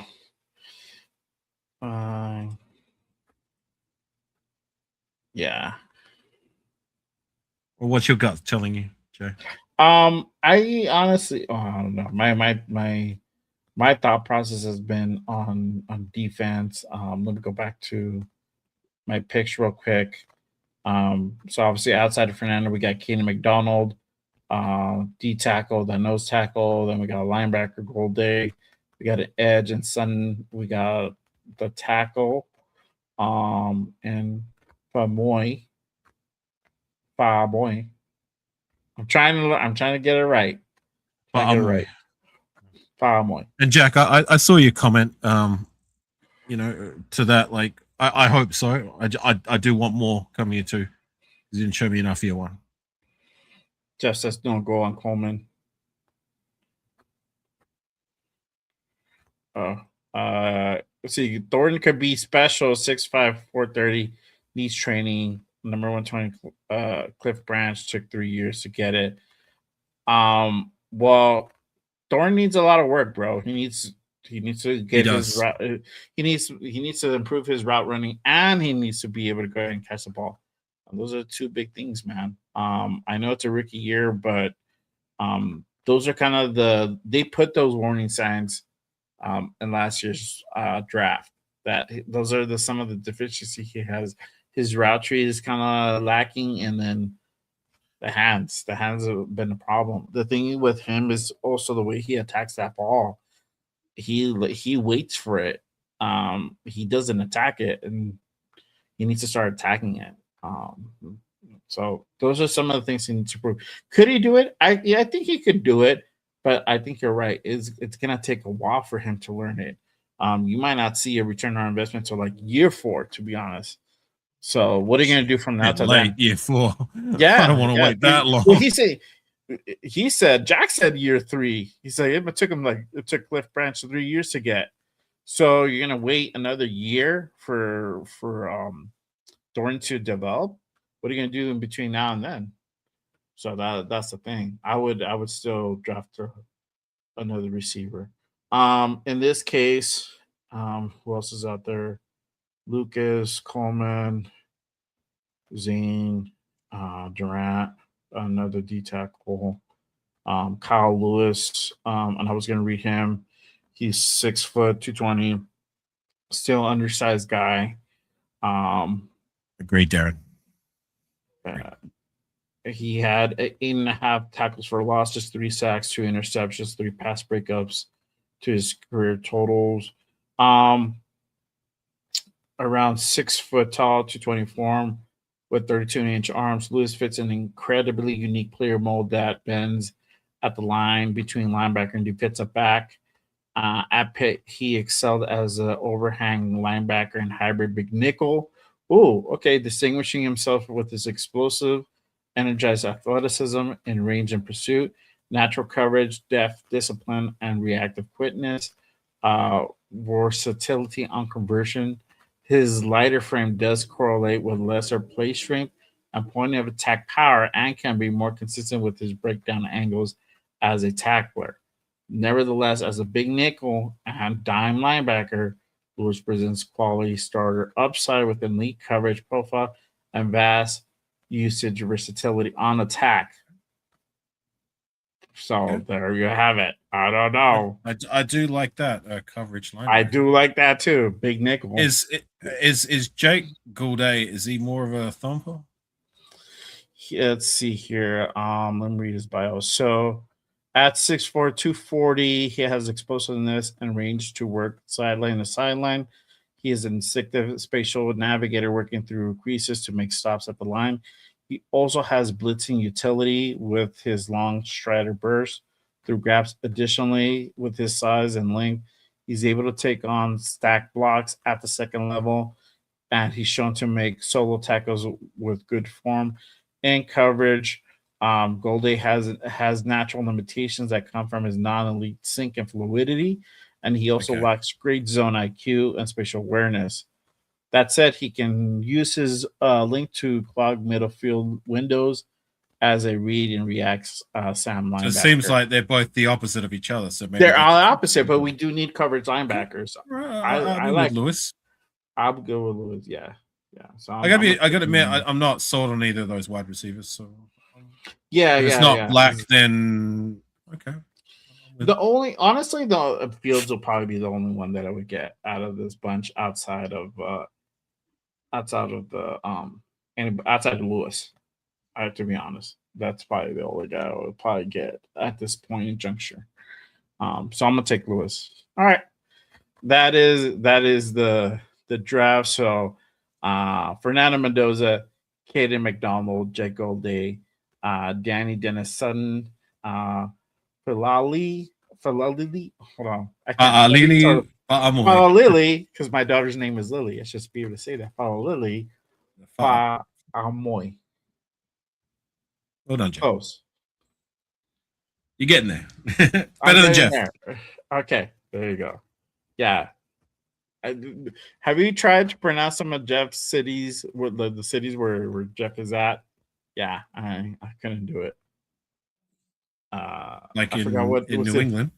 Yeah, New England. Yeah, I forgot which one he put out, and I'm like, totally got it wrong. But yeah, so this is a mock draft. Let me know what you guys think. A, B, C, D, or F.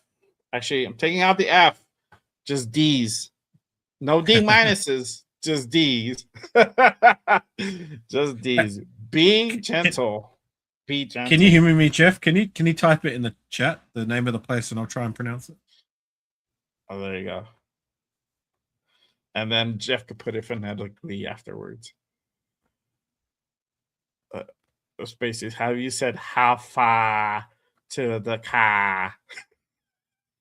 Is that a dig at me? No, it's a dig at Jeff. Have you said how far to the car? It's just kind of like le fleur.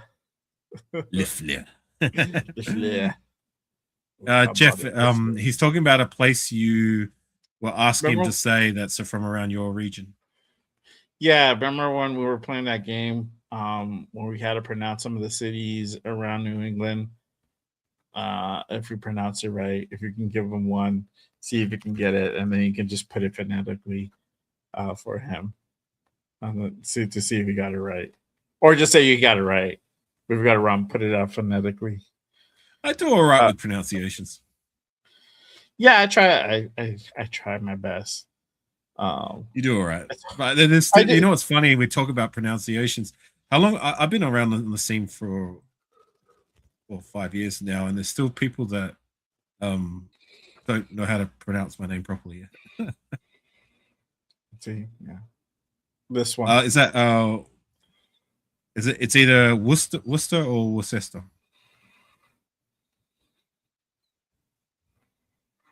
Did I get it right with the first one? There's a place I in England that's called spelt like that. It's called pronounced Worcester. I think it is Worcester. Worcester. Worcester. Yes, I got it. There you go. There you go. There was another one he had that was like you thought it was one thing, but it was you completely said it a different way. I was like, I'm disappointed. I was waiting for something a little bit yeah, you testy. just give him a softball, Jeff. Yeah, he gave me a Give hell him a softball. fastball, bro. A fastball. He wanted a fastball.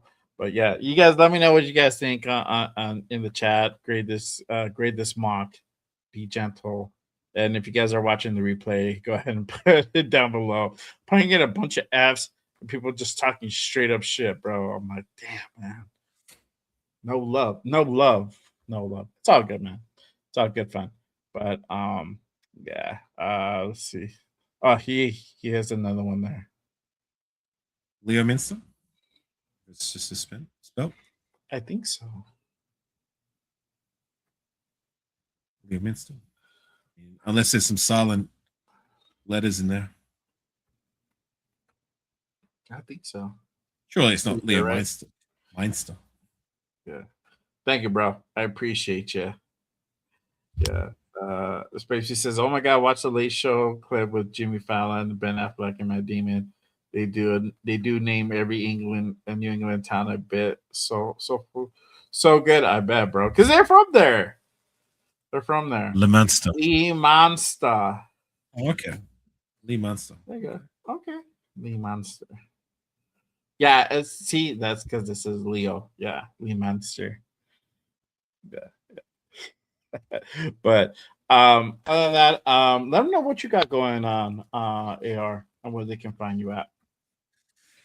Oh, gee, I've been pretty silent on my side of the fence, if I'm going to be honest. Like, I've been trying to find the motivation to kind of edit some things around and then get back on the scene. But by the time I do, I've already like kind of shot my take on other people's lives, and I don't know. I just can't really in the mood to put myself out there and talk about the same things that I've already spoke about 2-3 times early in the week. So, you know, I might get back and do some game streaming soon. Do some Tecmo Super Bowl on my channel, AFA KSI Raider. Mm-hmm. I'm pretty much plugging myself to people who already follow me. I shout out to everybody in the chat. So you guys all know where to find me. We got some new peeps. I'm on X, so there's some people on Twitter right now that are also watching. So there you go. Make sure if you guys are on Twitter, make sure you guys jump on over to YouTube and hit that subscribe, and then go ahead and hit that subscribe on my guys' channel here as well. So. I will say I have been in a bit of a mood to get back on the even though I kind of been a little bit what's what I'm looking for, disheartened when I've had to put in as much work as I did for the shows, but I don't know. I've been kind of in the mood for doing another Raiders of Fortune show, so I might get back onto that soon. Okay, there you go. Yeah. There you go. That'll be fun. That'll be fun. So make sure you guys look out for that Raiders Wheel of Fortune. That was a good time. Raiders of Fortune. There you did go. You complete one of those? I think you did. Yeah. Yes, I did. I think I did. Good fun. Or was it I think it was that one. Yeah, I think it was that one.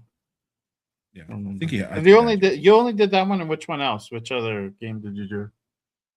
Well, that's it. Raiders of That was it. That was the only one, right? Yeah. So Yeah. it was. I think it was me, Leo, and Jeff that were on. Okay. We did one of the shows. Yeah.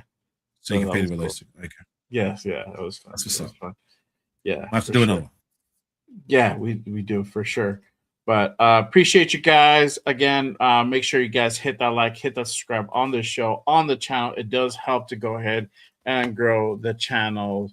So I appreciate you guys pulling up. Everybody again on Twitter, make sure you guys hop on over to YouTube, hit that like, hit the subscribe on myself, on my channel, and then on my guys' channel as well. Alpha Cosby Raider. Make sure you guys go ahead and hit them up. I got the link pinned in the in the stream on Twitter. So make sure you guys hit that subscribe button for sure. Other than that, I will be back on Wednesday with the guys for the Rated Connection. We'll go ahead and get prepared, get ready for free agency that literally starts in 9 days. By then, it'll be 7 days. So we'll go ahead and talk about who could the Raiders go after. That'll be a good one for you to do. We can possibly go ahead and see about maybe having you come on or something like that. We can talk about free agency and everybody who got picked up or who could potentially be picked up still. So well, I don't want to intrude on you guys because I know you got your core group there, but it's all good, man. If it's okay with those guys, then yeah, I'll let them know. I'm always happy to. You let them know, but like I don't want to intrude on your gang shows. Like I know you've got a group there, so shout out to you guys who do some good shit. I tune in when I can. Yeah, that's the Raiders Connection, right? You, the Raiders Connection, yes. Jeff and Cheeto. Yep, exactly. Yeah, Jeff says, does that mean you're going to spend another segment on talking about Mendoza? You don't want any trans? No, he says he doesn't want to bring you on as a guest. How dare you, Jeff? Stop it. You're a man with power. I'm not going to have it. I'm in his bad books at the moment. Oh no, it's here. It's because see, this is the thing with me and Jeff. I don't put up with his anti-Fernando propaganda, his anti-Maxx propaganda. He knows where I draw the line. I'm just kidding, bro. It's all good love. It's all good love, man. Just talking shit. But yeah, make sure you guys go ahead and pull up on Wednesday for the Rated Connection. We'll be on same bad time, same channel, and also Leo's, Nate's, and Jeff's channel. So what channel is that Pacific? What time is that Pacific? 7 p.m. Pacific. Okay, that's what's up. Oh, you got Raider Ben on as well. Oh, sweet. Yeah, we got Raider Ben. That would be interesting. I hope you bring up the Mendoza topic with him on the panel. I'm pretty sure. Well, I'm not the one. Jeff got the producing duties this week coming up, so he's gonna run it however he's gonna run it. I'm along for the ride. So yeah, it'll be fun. So yeah, there you go. Oh yeah, make sure. Yeah, shout out to Ben. Appreciate it. All right, man. I'll leave you too. All right, peace out, guys. All right, man. So appreciate you guys. We'll tap let me know in about tomorrow. Wednesday. Right, take care, man. Yes, peace. Till next time. Always remember, just Raiders, baby.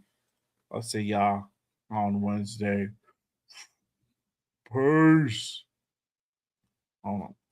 Gotta put the outro. All right. Now, peace. Later, everyone.